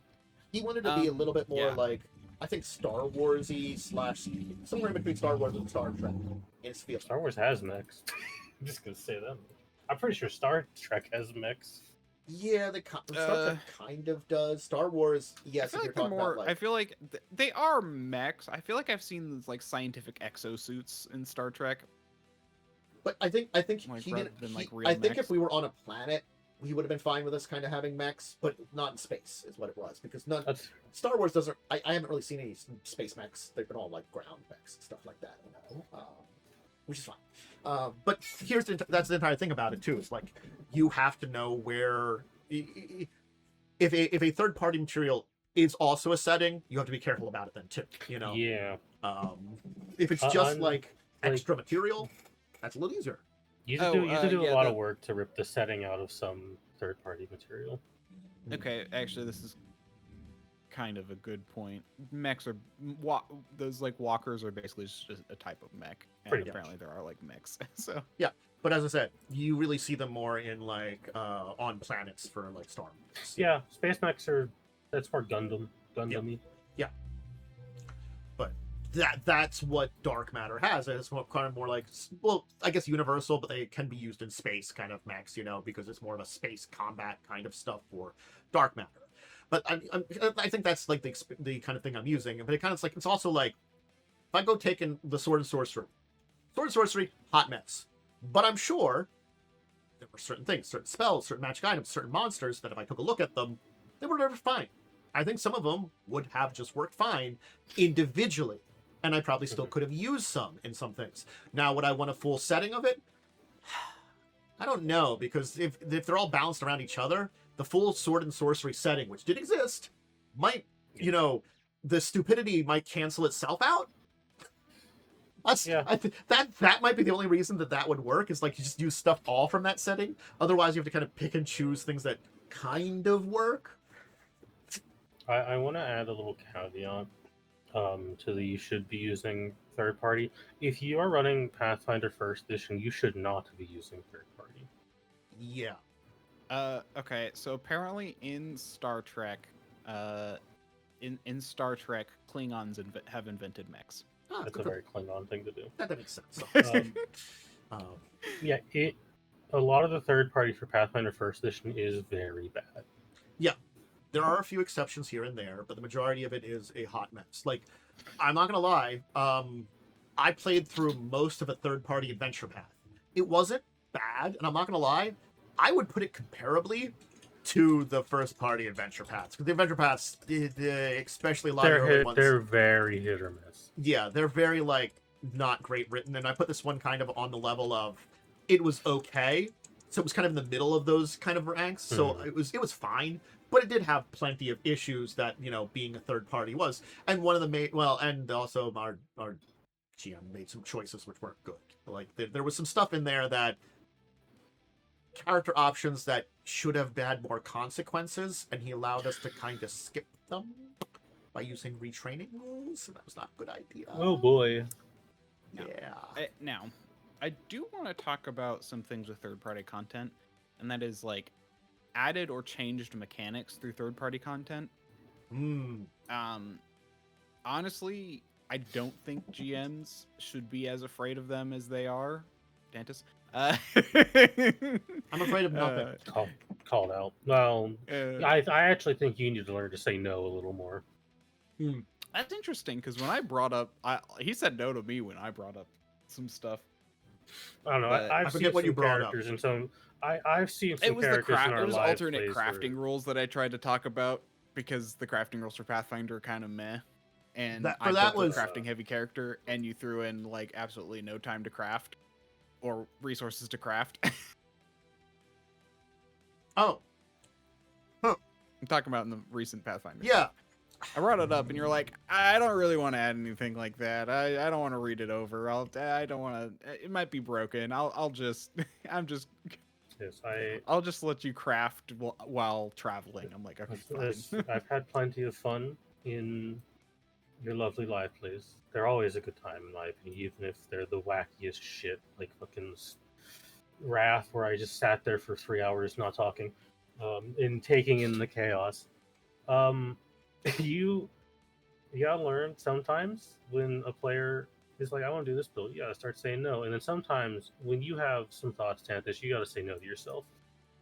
I've been trying to get better on that one. I'm definitely, that's been one I've been working on, and I think it's been better in a lot of the more recent games. Definitely I have my own brain say no. Like, as much as, like, I can say Fallout Absol had some crazy moments in it, I feel like it wasn't anything that I necessarily had to say no to myself about. At most, it was like certain things I probably could have played out a little bit better, but I don't think any of the necessarily ideas in that game were off the fucking rails, you know, that kind of thing, you know. Certainly speaking of some games, I've had a lot of that, where I've gone a little mad. I do think it is hard, because, like, it also depends on the person, and, like, sometimes you can't, like, for example, I know there were times where it's all like, yeah, I would be 100% be down to say yes to this person, but not to this person, so I have to say no to both to not play favorites. Yeah. And like, there's also things of, like, let's take a good example of Joe's character coming to me with, like, I want to have a bunch of drones, like, and I want to link them together, and I'm like, okay, cool, great. Like, I'm not gonna lie, I'm gonna take a step back here. I thought he would take some, like, other stuff that would be, like, in between. No, unfortunately, you didn't realize he wanted to be a pod person. Well, like, even again, the pod person he didn't would even have want to been be fine. a pod person. He wanted to be a pod person with only drones. He wanted to be a one-trick pony in that one-trick combat pony. Like, I thought he would have taken that as a main thing, and a bunch of, like, with how much money he spent, I thought he was going to take some other options and stuff too. I thought he was going to have that as his core, which I was like, okay, cool. And then you take some other options which expand out so that, like, if you guys get into combat, you got this as, like, a big backup weapon. As I said, it's the grenade that he wants to be. But I thought he would also take, like, next to the grenade, a pistol or something, you know, like the figurative pistol. Like, that's why I was like, okay, fine, sure, you know. But if I'd known he wouldn't have, I'm gonna be honest, I think I would have said no. He had me look over his character, and I didn't even look that deeply into it. If I realized that he put all of his money into, like, 10 of the same drone, What is it, Father? You're trying to murder me? I would. It is a very non-diverse drone arsenal. Yeah. And that's the thing; it's But not man, even a diverse drone arsenal. If we ever get into combat, it's gonna end quickly. Yeah, as long as he can get in his pod or in his drones. He's always in the pod. Fucking Yeah. okay, So. Buggy girl. She's not. But yeah, as far as third-party content goes, I do think, you know, when it comes from the player, you have to be very you have to definitely do your work and look it over. Honestly, if I remember the crafting thing, I think the big thing was you didn't want to look it over was the big reason. You were just lazy, being lazy about it. But no, we already got so much to do with a live show. Yeah, it was also a thing of, like, I honestly speaking, thought it wasn't going to be as much of a problem as it ended up being. You know, I literally, outside of like the daily crafting stuff I was allowed to do, I had like you gave us no money, no loot, and Well, look, like I couldn't. I'm we gonna couldn't tell you sell here, stuff. I couldn't I craft was anything. I was being very bad at the loot. I will not deny that one. And the Yep. and the crafting stuff, I also was just like, it was kind of an unfamiliarity for me with, honestly, 2ER, you know? Yeah. And not having played 2E, Run 2E in like Yeah. years at that point in time. And like, I've Yeah, been on and 1E, and that crafting system I had played for with a lot longer time, so I was able to remember that a lot easier. I think I played through like one or two. And basically, the games. crafting system, for people who don't know, it was basically something that allowed you to harvest from enemies to craft more stuff. Basically, Yeah. was the idea. Which, Or you know, so that way it's all like I could actually, you know, For that one- basically generate our own loot. for that one, I was more concerned that like I would then have to have an excuse for like something extra to be there, because then it's like, how you weren't fighting a lot of things that you could harvest from, though. It wasn't really on the agenda, was the thing too. That's what I did thought. actually do plenty though. In the end, you did, but I was also trying to like remember to like throw in some more combat system. Look, I'm not gonna lie. I've been relying too much on the pre-made adventures to remember my own balancing. Yeah. You know, Anyway, that's why it has been a lot more interesting in a game where it's just like, well, these things exist, and you know, like the in between of the Shadowrun book is like, God. It's like I think the point though I want to get at though is third-party content can actually solve problems. Yeah. Like, I feel like if you stick too heavily, and I'm not calling you out at this point anymore, I'm just saying, like, in general, if you stick too heavily to the core concepts, in fact, if anything, this is what Joe does. If you stick too heavily to the core of, like, a mechanic, and, like, don't tailor it to your game, that's actually a problem. Like, I mean, the generic crafting rules for Pathfinder are kind of bad if you have, you know, if you don't have a lot of downtime, or if you don't, or if you don't get a lot of loot, or you don't, you know, like it is, they're designed in a certain way. Yeah. But if you don't want to play that way, like if you want to do a low loot system, then you can. There are ways around that. Yeah, I think it is, again. And third-party content often helps with that. Yeah, it's the thing of like, you have to know where and when to use third party as a tool, and that's it. You just have to know when to use it. Final thing I'm gonna say, and I'm gonna add an addendum. I know I previously said, "Hey, Pathfinder 1E DMs don't use third party." There is one piece of third party material I do think you should use for Pathfinder First Edition. It is a book called "The Elephant in the Room: Feat, Taxes, and Pathfinder." It serves to simply remove a lot of those first level feats that you are required to take. It does things like, instead of weapon focus being one weapon, it is now a weapon category feat. Power attack, deadly aim, and combat expertise are now just available to characters with +1 BAB. It just cuts down on the amount of feats you have to take. Because if you are a marshal, you have to take power attack, or you're not going to be dealing any damage. Yeah. I mean, that's the one downside to like Pathfinder 1E, is that there are a lot of situational but fun feats, but you're never going to take them because you need the other feats. Unless you are a human fighter.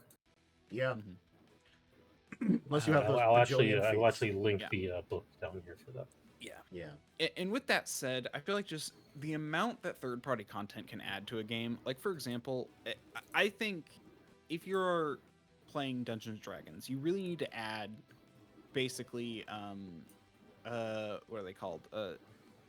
The monster codices, monster something that you know, Kobold Press puts out. You know, like, it's just a ton of more monsters, and they're really well designed and balanced.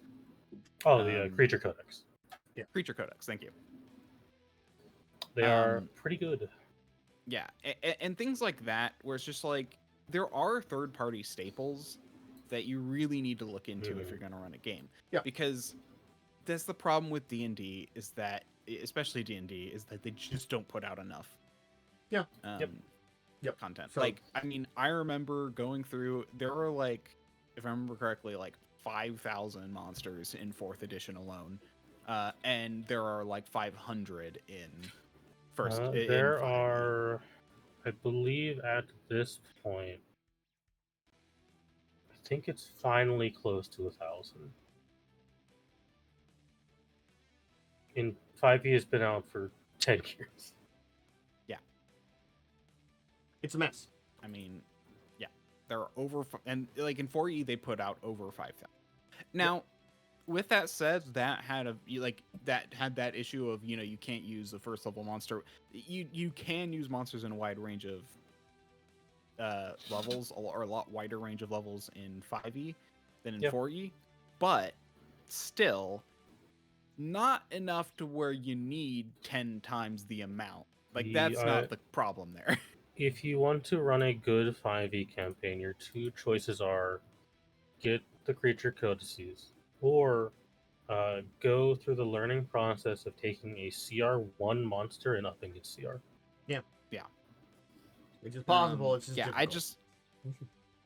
Because I just really think it's that, only like, difficult because Wizards doesn't give you an explanation for how it works. Yeah. And that's the other thing.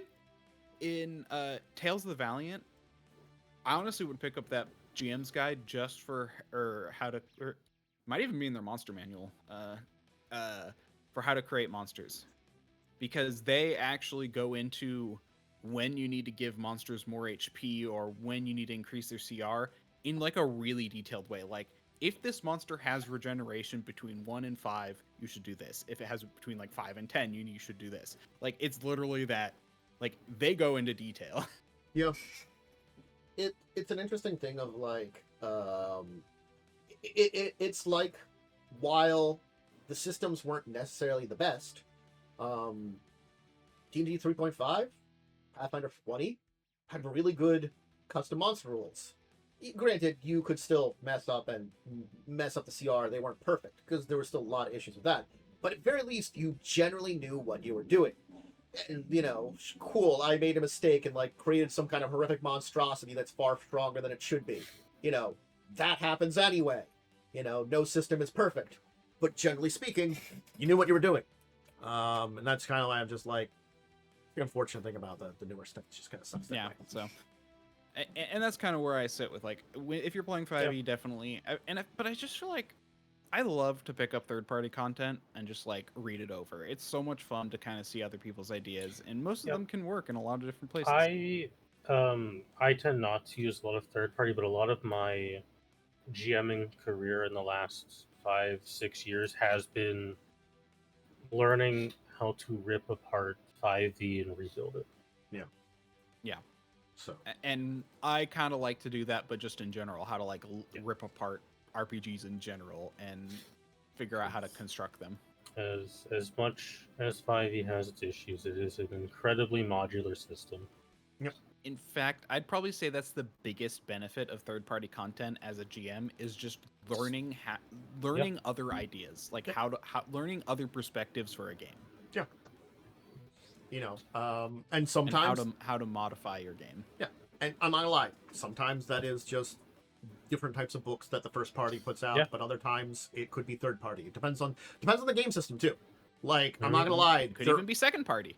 Like, there are games like World of Darkness or Shadowrun that don't get a lot of other people publishing stuff for them ever. So, Cyberpunk is very hit or miss with its third party. World of Darkness is okay, it seems, but it's kind of like it's an okay kind of place, like that. I haven't dove deep enough into that one, and I've only briefly touched Shadow. I will say, Cyberpunk Red I do not believe has a lot of third party, but Cyberpunk Red did go through its like 5e-ization in a good way, to where the weapons list is no longer here's 100 guns with unique names. Here's just weapon categories and the damage dice they do. Yeah. I do like that, but also, like, in a Cyberpunk setting, I'm not gonna lie, I do like the weapon customization. Sometimes you do want the in-universe gun name. However, the base book of Cyberpunk 2020 has like 1,000 guns in it. It's a lot. Like, at least Shadowrun only has like maybe like 50 guns. Like, it's got like 5 to 10 of each type, so it's not too bad. You know, that 1,000's a lot. That's There's a little so too much. many guns in 2020. Yeah, because again, like, there's only so much variety in the statistics. That's why Like most of the time, these weapons are identical. that's why I usually tend to be okay with, like, you know, at least Shadowrun feels like they try to make all of them different. Try. Doesn't always work, but try. So anyway. Yeah. Yeah. Actually, I just went up and looked up Cyberpunk to see if there were like if there were like third-party Cyberpunk things, and I just noticed Cyberpunk actually just released a new book. Ooh. Cyberpunk Night City 2045. Yeah, this is going to be the campaign source book for Red, because Red does not have a campaign book yet. Okay. Got it. Because Red is built around being in between of 2020 and the video game. So I will say, Shadowrun doesn't have third party because they don't technically have an OGL, and I think World of Darkness technically also doesn't have a World OGL, but they have their like publishing thing where you can kind of put some stuff under there. But because that's like a lot of like small self-published things, not a lot of larger books there, it's a little bit of a hit or miss, and you can still use that stuff there. So it's a little bit of like you definitely have to go through that a little bit more. But yeah, there you go. But they also technically have to have things very World of Darkness coded if you're going to publish under there too. So just to inform people how that works for those two games at least. So again, depends on your game too. Some might not have any. Mm-hmm. There's some third-party content. They seem to mostly be like little mini adventures. Yeah. For Cyberpunk. Yeah. I just assume that Catalyst never put out a kind of OGL or something like that. Too, No, I don't think I don't think they will at this point in time. No, you also don't really need one for that setting. No, I don't think any of the RPG-based settings they work on really need one. They're not bad games, but they are a little bit more niche. I mean, bring back BattleTech, and my life is yours. Yep. I mean, they do have they both have the miniatures and the RPG technically. Yeah, but the old RPG is like the crunchiest thing ever made. Yeah, I think the RPG they have is just mostly an update from the last one. I don't think it's like entirely new edition because like Shadow, no, it's just a rewording kind of stuff. Yeah, at least Shadow they put out a few new additions for. Working on 6th. They'll get there someday. Yep. I mean, so I think that's good enough for this kind of discussion here. Yep. I think we kind of hit some of this stuff before, but I did want to kind of like re-go over it as its own topic because I think we've talked about different places. Should we finish up with talk about how our weeks went? Sure. So I think we can start with Joe's After game. all of this discussion, all I want to say is, Tantus, can I please play a dragon in Shadowrun? No. If we were playing 4th edition, I probably wouldn't fight as much with that because I gotta be honest. You spend all your points on being a dragon. You do. You really do. I I actually had a discussion with someone and looked into it back in 4th edition. So I remember looking into how to play a dragon. I'm pretty sure that was me because I've talked to you about this a few times. Yes. You only get 400 build points. Oh, and it costs like 450 to play a dragon. I think what it was like, you know, I wanted to play a little bit of a veteran game anyway. I was talking. This might not have been with you. This was like many years ago. I was talking about it because I was talking about doing a veteran build game with 500 points, and someone was like, "Oh, so we looked into it, and it was like 450 or something like that." I think it might have come back up with you again. It's very silly.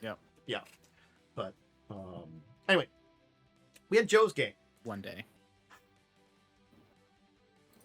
I'm not gonna lie. We did have Joe's game. I think I hate high level combat in 5e. No, I actually realized it's actually really bad. No, yes, it's terrible. It's awful. Because you need to buy a book to make it better.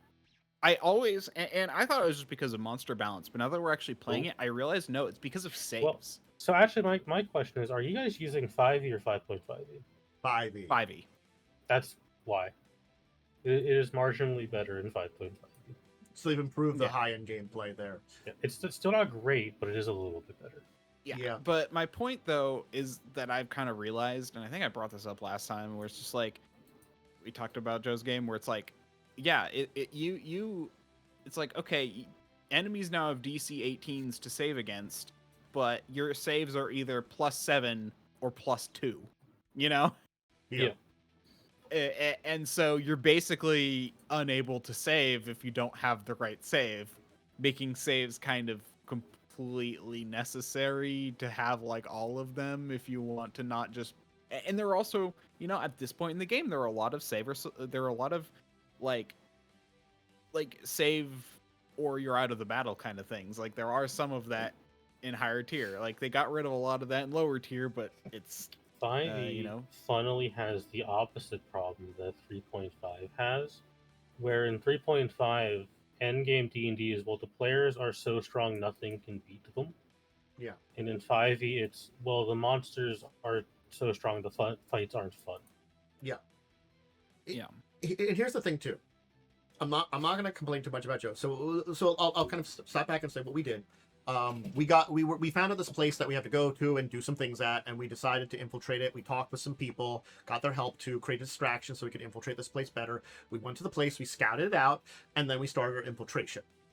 So I'm not going to lie here. I'm going to start here by saying we should have had more information on the structures. He did not describe that building we went into at all. Unfortunate. The building itself. What are you talking about? No. The church. Yeah. The church with no windows. Oh, he told me about this. He never said that to us. Did he not say it had no windows? He did when we were like outside the door. Yes, while we arrived and really didn't have any other plans. Is this the church that had like a death knight in it? Yes. Yes. Okay. Was he proud about that? I'm like, what? It was not. Just cut that. It's just, that's like, I read that, I'm like, well, I'm just gonna cut that. Yeah. It's not part of an official adventure at this point. Yeah. And it's like, this is all him. This is all him. What level are you guys? 15? 15? What the hell has happened in that game? Because when I was there, you guys were like level 5, and that wasn't that long ago. Okay, so give a long story short of the entire adventure. I'll do the entire summer.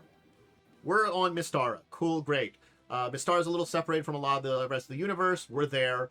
Some people from Sigil basically invade because they are looking for... There's some dimensional stuff going on. Some stuff with problems with dimensions. They're looking for part of the key. We have the part of this key. It's a very important artifact. They want to get it. Cool. We stop them. Decent plot so far. Yeah.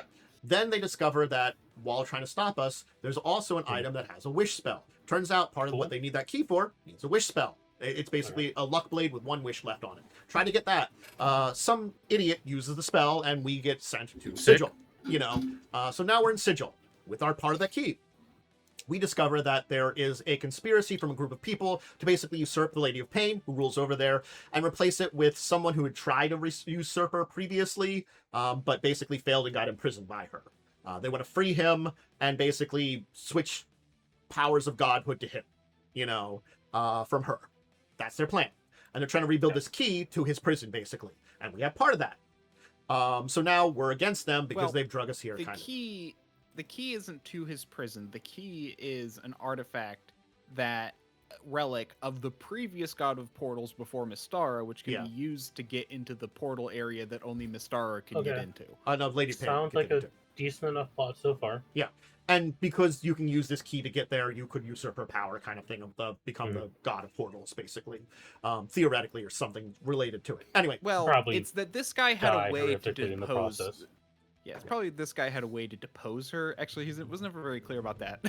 But there's this the guy details apparently that we had a way kind to of know depose about. her. Anyway, so we go on this series of quests. We get the second key piece. They get the third key piece.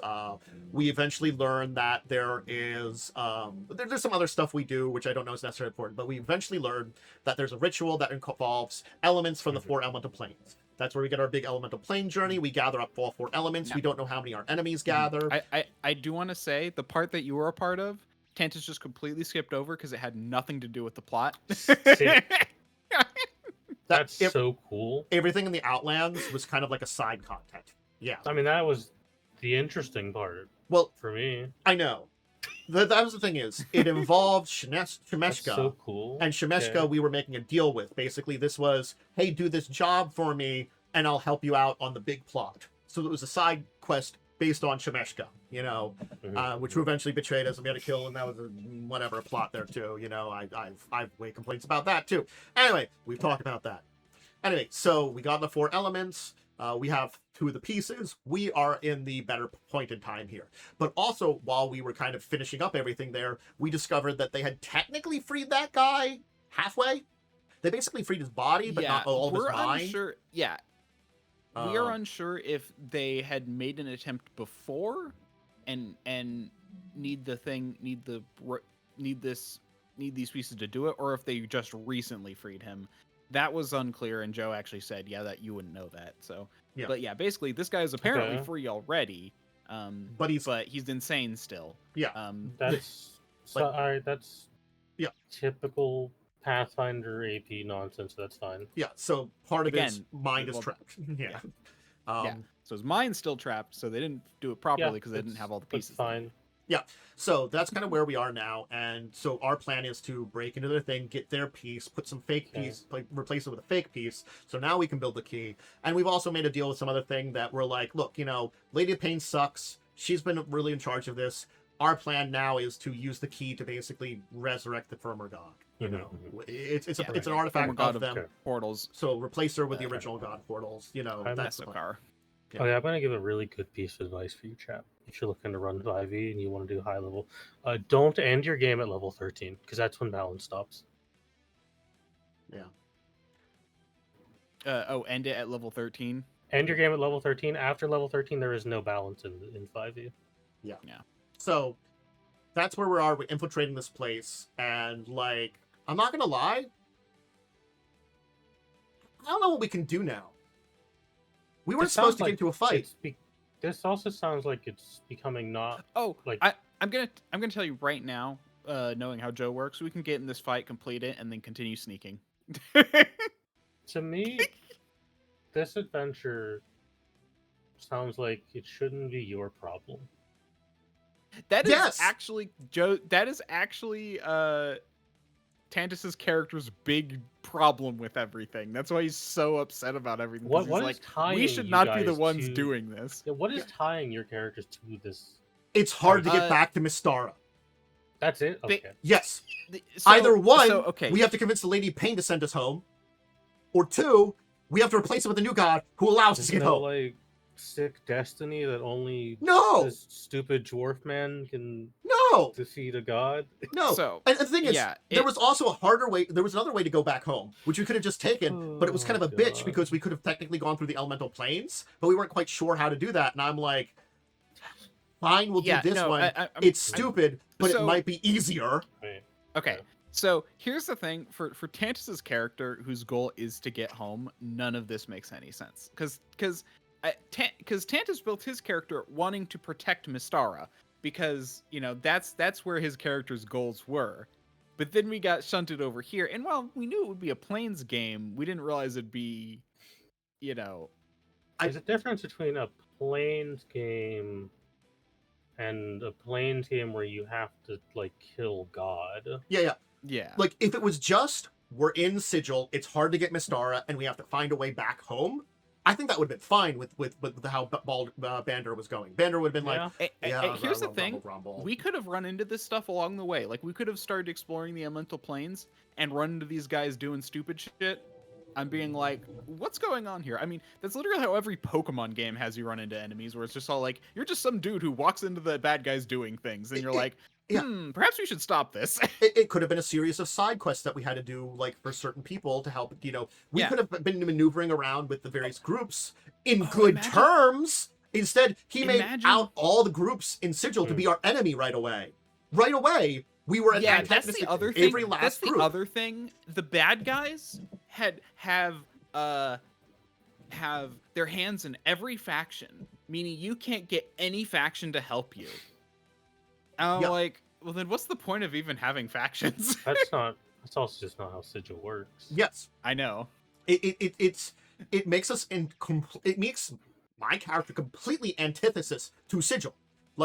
They are our enemies. Yeah, no, literally, it's we have to disguise ourselves every time we go into Sigil because everyone, we're wanted everywhere. It is from every faction. It is truly a mess that way. This sounds And I want to. tedious. And the thing that's really annoying about all of this is Tantus or Joe has made it clear time and time again that these are small splinter groups in each faction who are pulling the strings. So it's not like the factions themselves are united. It's small splinter groups in each faction who are powerful enough to manipulate their factions into hating one group of people, but not powerful enough to just take over the factions. Yes, it just maddens me in so many ways. And it's also a thing of like, I'm not gonna lie, I don't know why he gave us weird like powers of the elements or something like that. It's like the first time I think it was fine, but he kept doing it, and I'm like, and the thing is like, Bander expressed his dislike of it the first time, and he kept giving it to me. You know, I don't know why Joe did that. I feel like he could have the problem is people kept doing it to you, where it's just like, I'm like, why don't they ask? Bander would say no, and that should be fine. Why does he keep doing this? Because Joe had an idea. Yeah, that's and that idea will happen whether you want it to or not. That's how it worked with grinding gears. It was very much grinding gears. Was Joe had an idea and had to happen. I mean, that's literally that just reminds me of when we first arrived and how like, oh, we were exploring some things and suddenly we're arrested, and it's all like, okay, do you have proof? We were told to arrest you. Okay, what did we do? You did this horrible thing. That sounds horrible. We think we would know. Well, you're gonna go to jail for the rest of your lives. Here's also the other thing. Here's the other thing too. Nice. I made a social character. Even if you get rid of College of Eloquence, as a bard, I still did a lot of bard things. The amount of times I've been able to use proper just communicating and talking with people has been on my hand counted. That's been successful versus the probably dozens of times I've tried to talk things out. I mean, the only times you succeeded on social stuff are where the social stuff would have succeeded even if we didn't have a social character because it was part of the plot. Right. So I guess my question to you, Tantus, is have you considered having Bander jump off a cliff and die? Honestly speaking, I had a crash out. The crash out was half in character and half out of character. I'm not going to lie. Yeah. No, and it started in character and drove me out of character to do it a little bit too. I think we've all been there. Yeah. I mean, I think this is why I go to Joe's games for the fights. This is why I don't mind that we got in a fight, because I don't mind the fights. The fights are fun. Everything else about Joe's game is really annoying. I'm not gonna lie. They're having fun fights. They're fights I have not liked. I think every fight where it's heavy reliant on saves, I don't like. True. 100% true. Especially because, I'm not gonna lie. I don't mind when we fight things that have legendary resistances or other ways that can overcome my bard shenanigans. I'm fine with that.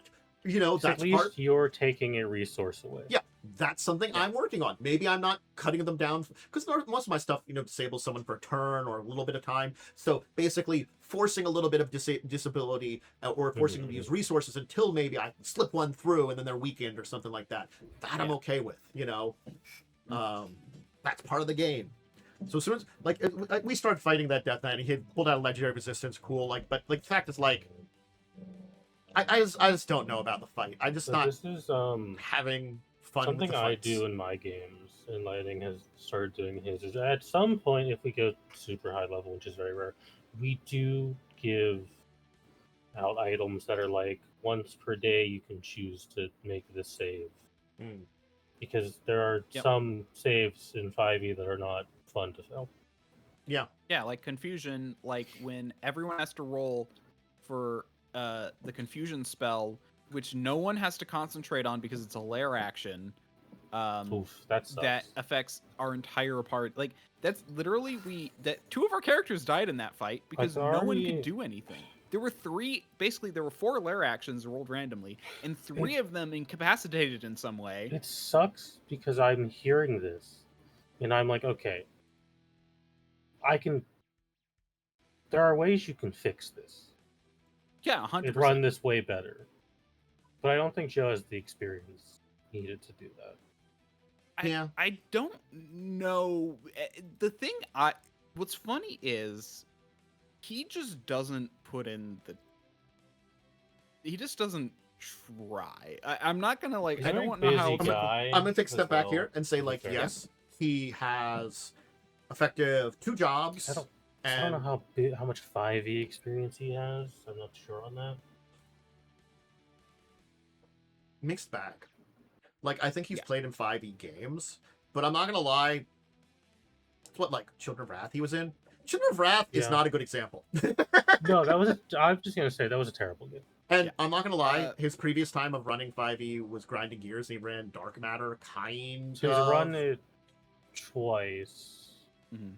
Okay, okay, it's starting to make sense. These are mistakes someone who just isn't that experienced with 5e would make. Yeah. I feel like though he doesn't quite know how to connect the dots between previous mistakes and yeah, not he also repeating them. tends to just from as long as I've known Joe, which is obviously not that long, I can tell he's the kind of guy. Once he gets an idea, he doesn't drop that idea. I think that was the problem. Is like that. I think I'm not gonna lie.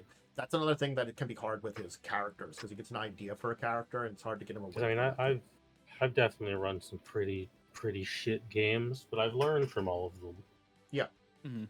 You try to learn lessons, and like the thing is, like, I'm not gonna lie, I've played for some ridiculous characters here and there too, but like, I don't know. My favorite It's like, character of yours will still always be that gnome who's like ghosts aren't real. look, I will not lie. Some of my favorite characters are the ones that, like, I like playing kind of silly characters, half serious. Like, I'm not gonna lie. Tools was completely ridiculous, but kind of played it. Tools is a great character. Tools ridiculous backstory, ridiculous kind of things happen, but played relatively seriously.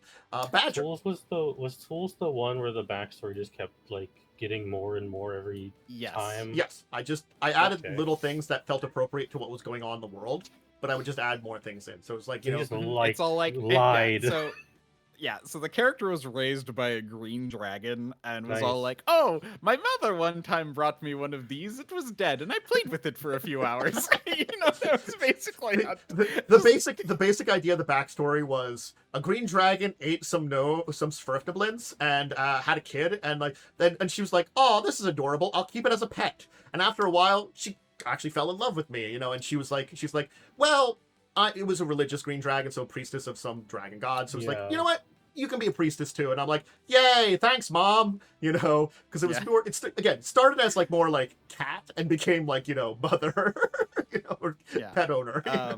So yeah, and it's kind of amusing because I did talk to like in my setting, the setting he was that we were playing in, the dragon gods are kind of hands off, so people tend not to worship them in the same way, except for dragons. Yeah, and so that's why Tantus was like, I worship them because my mother was a dragon. Well, yeah, and I thought it was fun. Yeah, and it was also like, what are you talking about? It was definitely like a weird thing of the entire thing. And in Badger, I loved playing that. Badger was a kid with like a probably traumatic childhood who's like, mother was there, but also like probably treated him like the badger she raised. So he was half wild kid and like, a little crazy. It's my favorite moment of yours is when you went into the ghost forest and were so insistent that ghosts weren't real, and then 10 minutes later you almost died to a ghost.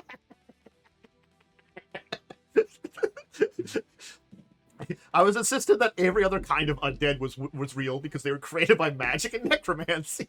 Yeah, ghosts not real. Wraiths, everything's a wraith. Yeah, stuff that was manifested through dark magics or continuing curses, that's real. But just someone dying and coming back as a ghost, I don't know what you're talking about. That's madness. You have to have either dark magic or, some kind of ongoing curse for someone to return from the dead. Silly. See, but that's the kind of thing is like, I've definitely enjoyed, that, and it's sometimes hard to balance that thing. So it's like, I think it's this weird thing of like, I haven't minded the insane storyline of Joe's game. Here's the thing. I think it needed some work. I think that's the thing too. And I think I'm not gonna lie, the 2 week break does not help for the insanity of the story. No, that's rough. Yeah. I think our schedule has just been the worst part about it too. If we were weekly, I think it could have worked out a little better and maybe done that too. Joe couldn't have really done it. He didn't have the time to do it, unfortunately. No. But yeah, that is unfortunately brutal that it's a bi-weekly game. Yeah. But yeah, no combat. I have no idea what's gonna happen with that combat. I'm just part of me is like I said, I think it's just gonna be we fight them and then we could move on with our sneaking. You fight them and no one heard a thing. I'm going to guess it probably will be that too. I am in agreement of that, but like it also just less about it now. My thought about it is we don't have time to rest here, not even a short rest. This might be the only combat we can do, and it's going to make the tension that much higher. Yeah. I'm gonna check something real fast. You guys are what, level 15? Yeah. There's how many of you? 4 of us. 4. Plus a GMPC. Yeah. We do have a basically rogue there's 5 of you, essentially. Yeah. Okay, so Death Knight is what, CR 17? I have no idea. That's like a boss fight for you. Yes. I guess if you have the plus a bunch of skeleton champions. Oh, then no, that's like that should be an end of dungeon fight. Yes. That shouldn't be the first thing you open the door to. Yes. At least we have our own resources. I have no useful resources. I have shenanigan resources. I know what you're talking about. I'm gonna be honest, that's kind of your own fault. Is it like I mean he's gonna have advantage on every No. save. I hope you it's 33% of it's my own fault. The other 66% is these are the shenanigan items Joe has given us. That's true too. Joe gives us about 60% joke items. Yeah. Oof. Yeah. And rough. Here's the thing: is we just haven't had the money to buy a lot of other things. And here's the other thing too. I can say I'm not good at. We're playing 5th edition. Disposable resources should we get? Other than potions. That I'm bad at. I don't know. Sorry, I'm reading the stat block. I think at least one of you is going to die. That's my prediction. Maybe it's less powerful than the normal one. I don't know. God only knows. Who knows? No. It's Joe. He hasn't changed. It's just gonna be a full ass Death Knight. Joe doesn't alter stat blocks. This is why I'm saying Joe would do well with having third-party content for his monsters because he doesn't alter stat blocks. Yeah, it's just like I don't know why this combat is here. Bro's gonna throw an orb at you, and you're gonna take 20d6 damage. You want to know what I also don't know? So when we walked in, we saw what we thought was a hallway. But what I thought was a hallway. Mm-hmm. It turns out what I thought was a wall was a pew. Meaning we could have peeked around the corner to see what was going on before walking in. But he only gave us a straight line of view against something that I thought was a wall. Meaning when we walked in, suddenly stealth, suddenly you failed, suddenly fight. Here's the thing I'm going to say about it. Joe presented the entire case poorly. I think, too. I think, granted, we knew about the windows at the last moment. It's like, was the door... The door bother me. Okay, I'm not saying it was going to bother me. I think what it bothers me about is it helps on the details in the long run, and I think that's where it helps on me. It's like it's the lack of details overall. Here's the thing, the door itself, incredibly difficult lock. Here's the thing, I was messaging some stuff with family, so I was a little distracted at that time. I have to admit to that. But I didn't think about it until afterwards. Very difficult lock, very high DC, which was very weird, leading into a random graveyard in the back. I'm sorry, that was very weird. And then, we didn't know it was completely dark in there? Was the door so flush with the wall? I thought about that too. Like, yes, as soon as the door opened up, it's a lot of light, and that's a lot of weird because a lot of closed door that was very locked. I have a 120-foot dark vision. I just had to peek around the corner. I would have seen these guys and been like, "We're going another way," but it wasn't until he's like, It's like, I was like, okay, so you guys have opened the door. You try to sneak in. Everyone roll stealth, and suddenly, like, he didn't describe it. He was just all. I think as soon as we chose this, he was determined that we're going to get into a fight. Yeah, that's what it sounds no, like. I don't think he was determined we were going to get into a fight. He at least let us roll stealth. The big issue was that... Well, even if we had made the stealth checks, the door was open and light was coming in. They would have started to investigate, and he would have been weird, but... This sounds like a game that would benefit from two things. One, better descriptions. Two, a damn map. There was a map. That was actually part of the problem, is the way he drew because he doesn't do dynamic lighting. He does like draw boxes. Even though I'm pretty sure he has a oh no, he got rid of his subscription at one point, but he had the subscription, so he could have done dynamic lighting at one point, but he never has. Anyway, he drew a straight line from the door, basically saying, "Okay, this is what you see." Yeah, what do you guys do? Grabbed a map someone made. No, he did grab a map someone made. It was like literally, it's literally a map. It's just the, you know, he has everything dark, and the way he cut it using the cutting tool didn't show a lot. Yeah, it didn't show a lot, and he seems to. I don't know what Joe. Every time I'm like, oh, there's no. Is this the only door? Oh no, sorry, I didn't cut this out far enough. And then he cuts out like another piece. So it's like he's really bad at cutting it. It is what it is.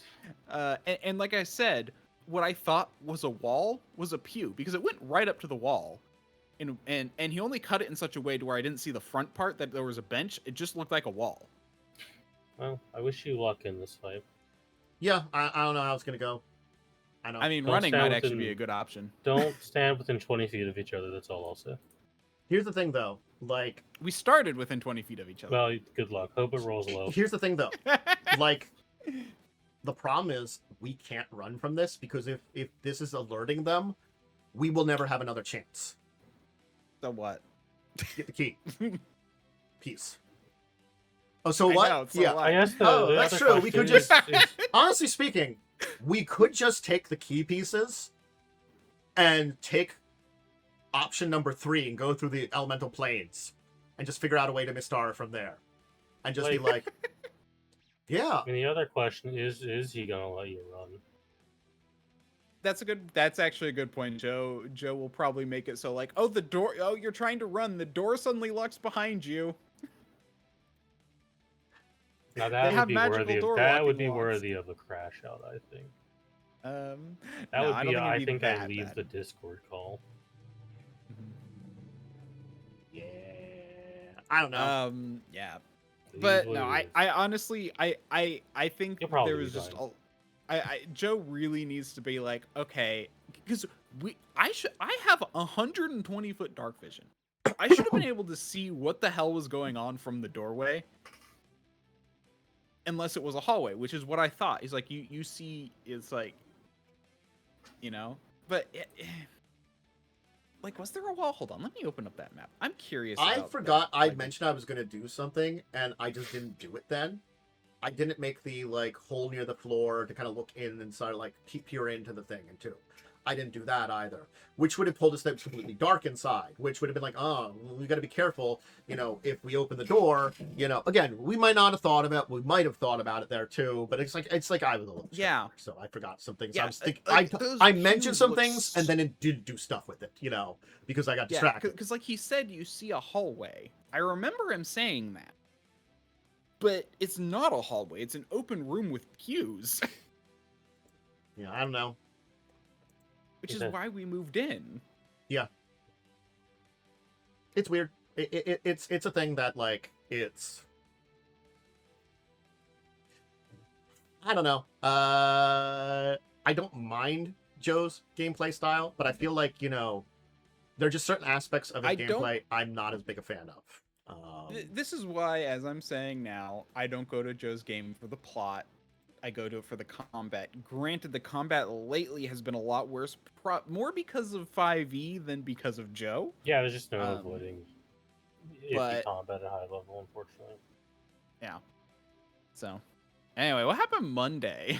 Yeah. Oh, yeah. So Monday, we looted Minotaur lair, took some trophies. Basically, just like we looted, left, went back to town, got told, "Hey, we saw some humans maybe scouting around, so can you help us investigate that?" We did. We found them. Our stupid human sorcerer has pipes of haunting, feared all of them, and then webbed them. Basically, removed any fun to that encounter.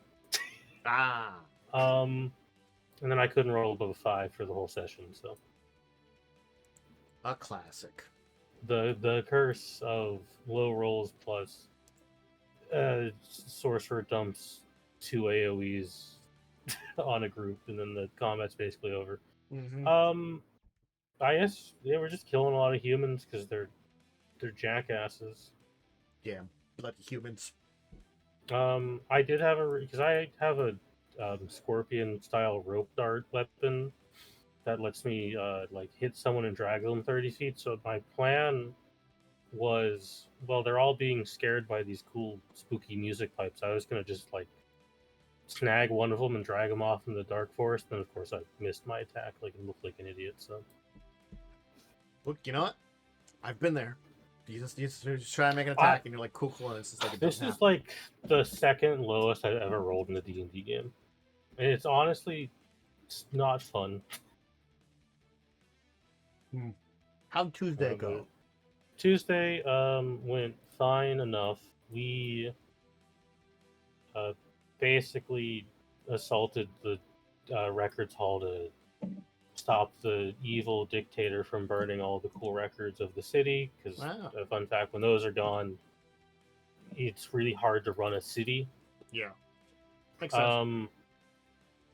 Killed everything in there. Had an issue where Cell forgot an enemy is supposed to be invisible, so we had to roll back some initiatives a little bit, and had to conveniently forget there were 2 giant hellhounds in the room. And then I entered the room and exploded because the room was trapped with well, if you're not evil, you blow up spell.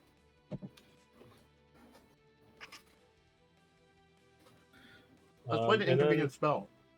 Yeah, and then the combat ended, and we learned that spell isn't one-time use. Yeah, because I left the room, went back in, and blew up a second time. Wow. And then fucking Joe, I went out to go heal, and Joe was like, "Oh, well, you're strong. You can just go push all the boxes out here so we can loot it." And I'm like, "I'm not gonna go blow up a third time, you psychopath." Wow.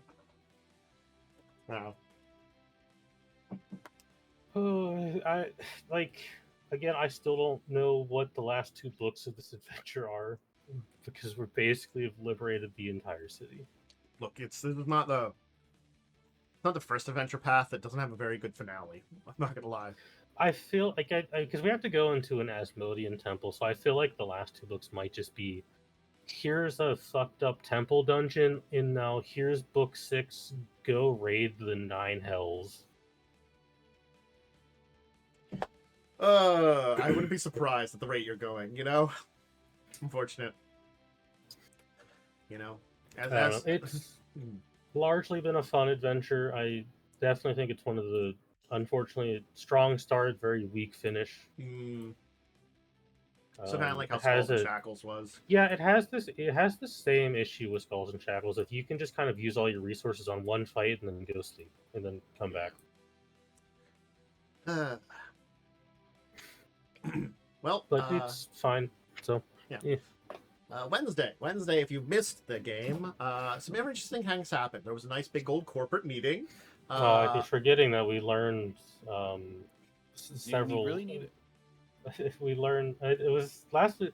That was the Orphan Alley question, right? We learned where some of the party won't survive if children are present in evil.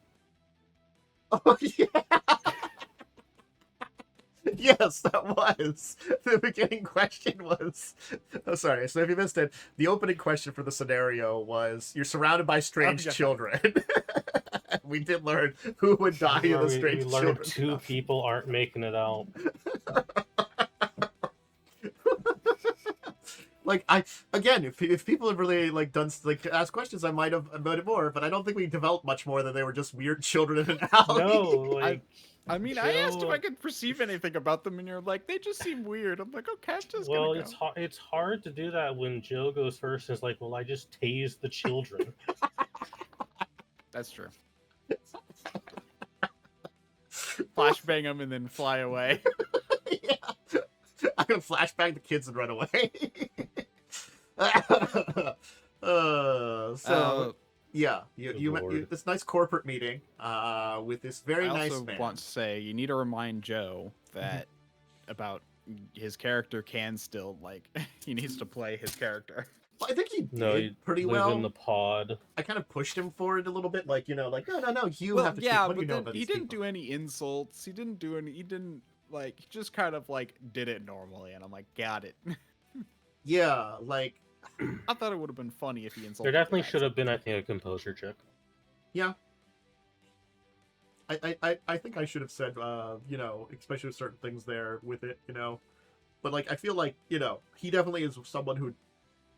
He's not good at doing that on his own. I feel like everybody else kind of does that on a little bit. Yeah, I picked the flaw. I'm going to use the damn flaw. Yeah, you make the checks. No, I actually do that too. Yeah. So... I just can't help it that apparently I can't roll below 6 successes in this goddamn game. I mean, I want to point out that, like, it literally says that the GM is supposed to tell me when I need to roll a check, but I'm like, I'm gonna roll a check now because I think it would be appropriate, and that's like, when I rolled a when you do that failure. I'm like, man, I don't have to worry about it as much then. Like, if something comes up and I feel like it would be there, I'll say something, but most of the time you catch those moments really well, and I'm very happy about that, and that helps me out a lot. Because it's like one less thing I have to keep in my mind too. You know? Yeah, it's very much like if you think I should, that's fine. I'll try and bring it up if I think I should. Yeah. So I haven't had a problem with that. I think it's worked out pretty well, and it's gotten those checks when it feels like it has felt like a good appropriate time there. But yeah, so that I think went relatively well. You made a friend. We'll call it a friend. It's not my friend. Yeah. No, he likes Joe's all of you, though. But you might Bro be is Joe. weirdly interested in me. I should have pushed on that a little more, but I also didn't want to drag the scene out too much. Yeah. It was already kind of long, but yeah. Yeah. It did end up being kind of a little long, too. But I think it was, like, also, like, getting to the point in a lot of questions and stuff there, too. And you did find some information out. We learned that Nox is going to get ripped in half by a cyborg. You don't want to punch a cyborg. You did learn, like, that sounds like we probably don't want to fight this guy directly. That was kind of like the warning there of, like, so the guy you don't like is incredibly dangerous. Hey, if Nox dies, that's just more money for us. Ada had, or not Ada, the wrong name, Ari. Why did I... You know, don't worry about it. That's something I realized. I'm like, I didn't do this on purpose, but I'm like, why do I keep making characters with 3-letter names that start with an A? It's just in your brain, you know. It's just a little in your brain. Yeah. Sometimes you don't think about it until like later. Yeah. Yeah, but yeah, Ari. I liked Ari having his little mental issues of stress. Yeah. Again, like I felt like you know your character did a very good job of the scene there too. Like I think all of you kind of played into it very well, and I think it went well. And then I rolled the composure like 4 times, and I got like a ton of successes every time. That game just the dice just did not want me to screw up. Yeah, I thought it'd be fun to screw over my character, but the dice disagreed. Then you had your nice meeting with the hippo and learned where to find silence, and made a look. I'm not gonna lie. Your idea for getting silence and getting in there is so much better than any, like, you know, this is a really great idea. You know, you are going in there And I'm not going to lie, you actually managed to convince some people to get you in there without like guns or anything, or without having to go to the door. You went to a source and like worked with the stupid kids from the back alley who got you to go into a brothel. I mean, I'm like, this is like wonderful. And all it cost was for Nox to say Naomi doesn't have big boobs.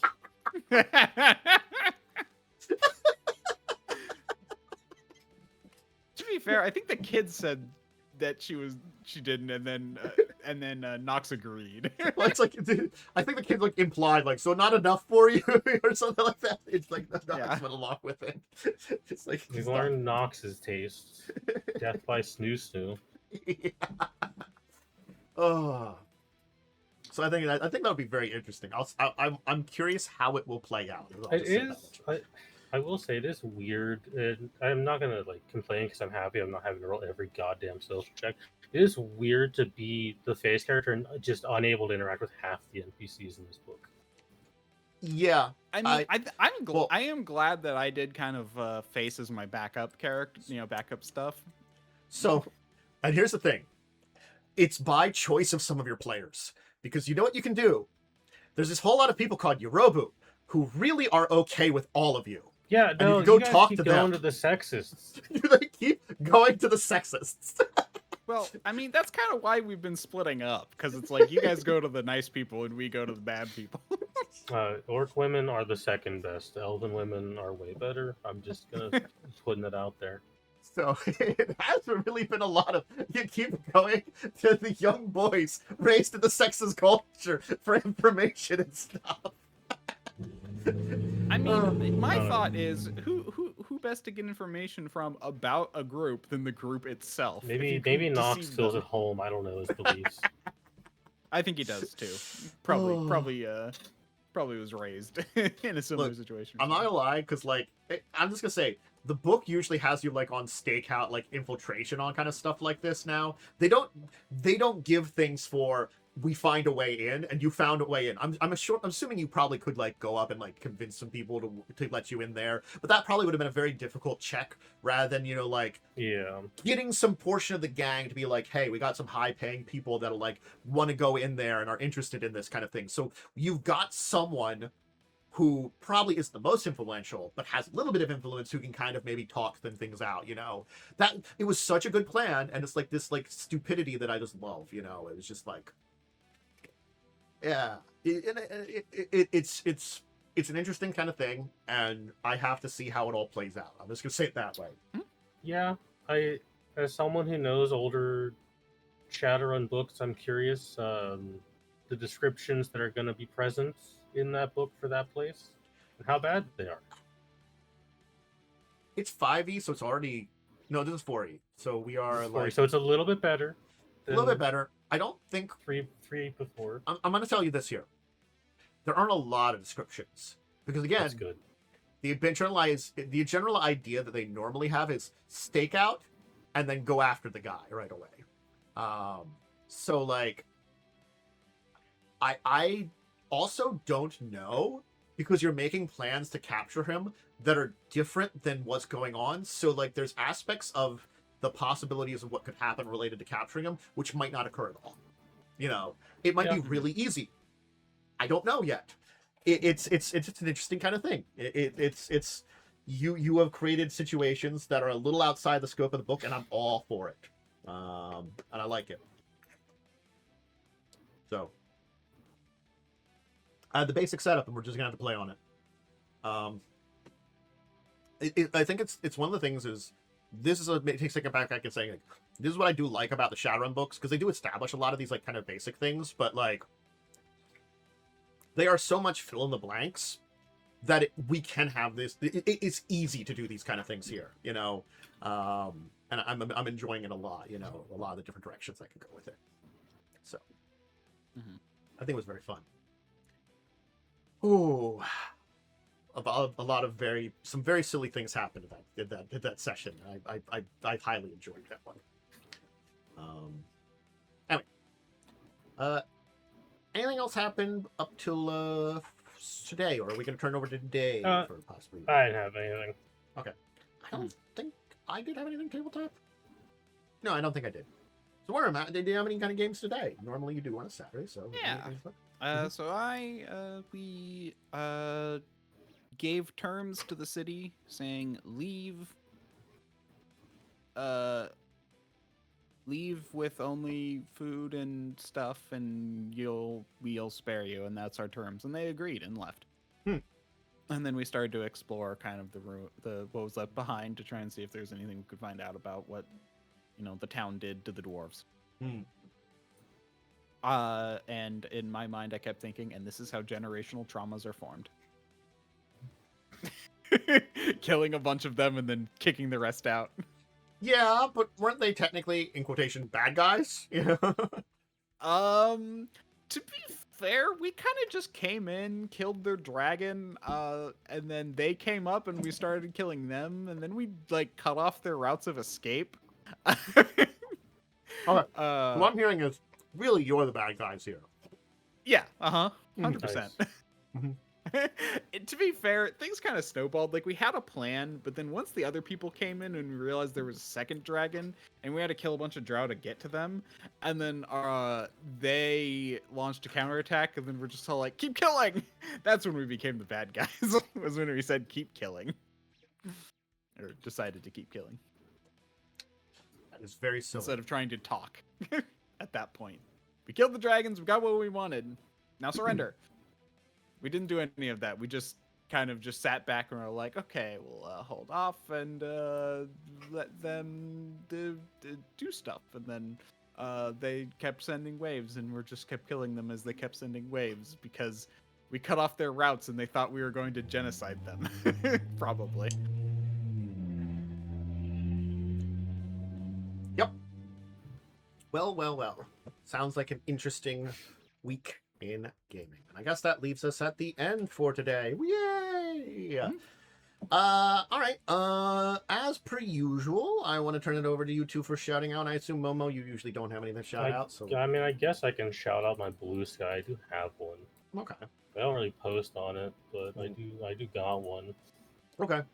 So keep that in mind. I post on it when I remember it exists. Yeah, like it's I should probably see more stuff on my social media, but I basically am like, hey, I've uploaded a video and I'll like put it up there, and that's most of what I did. Or I go I am live. at this point too.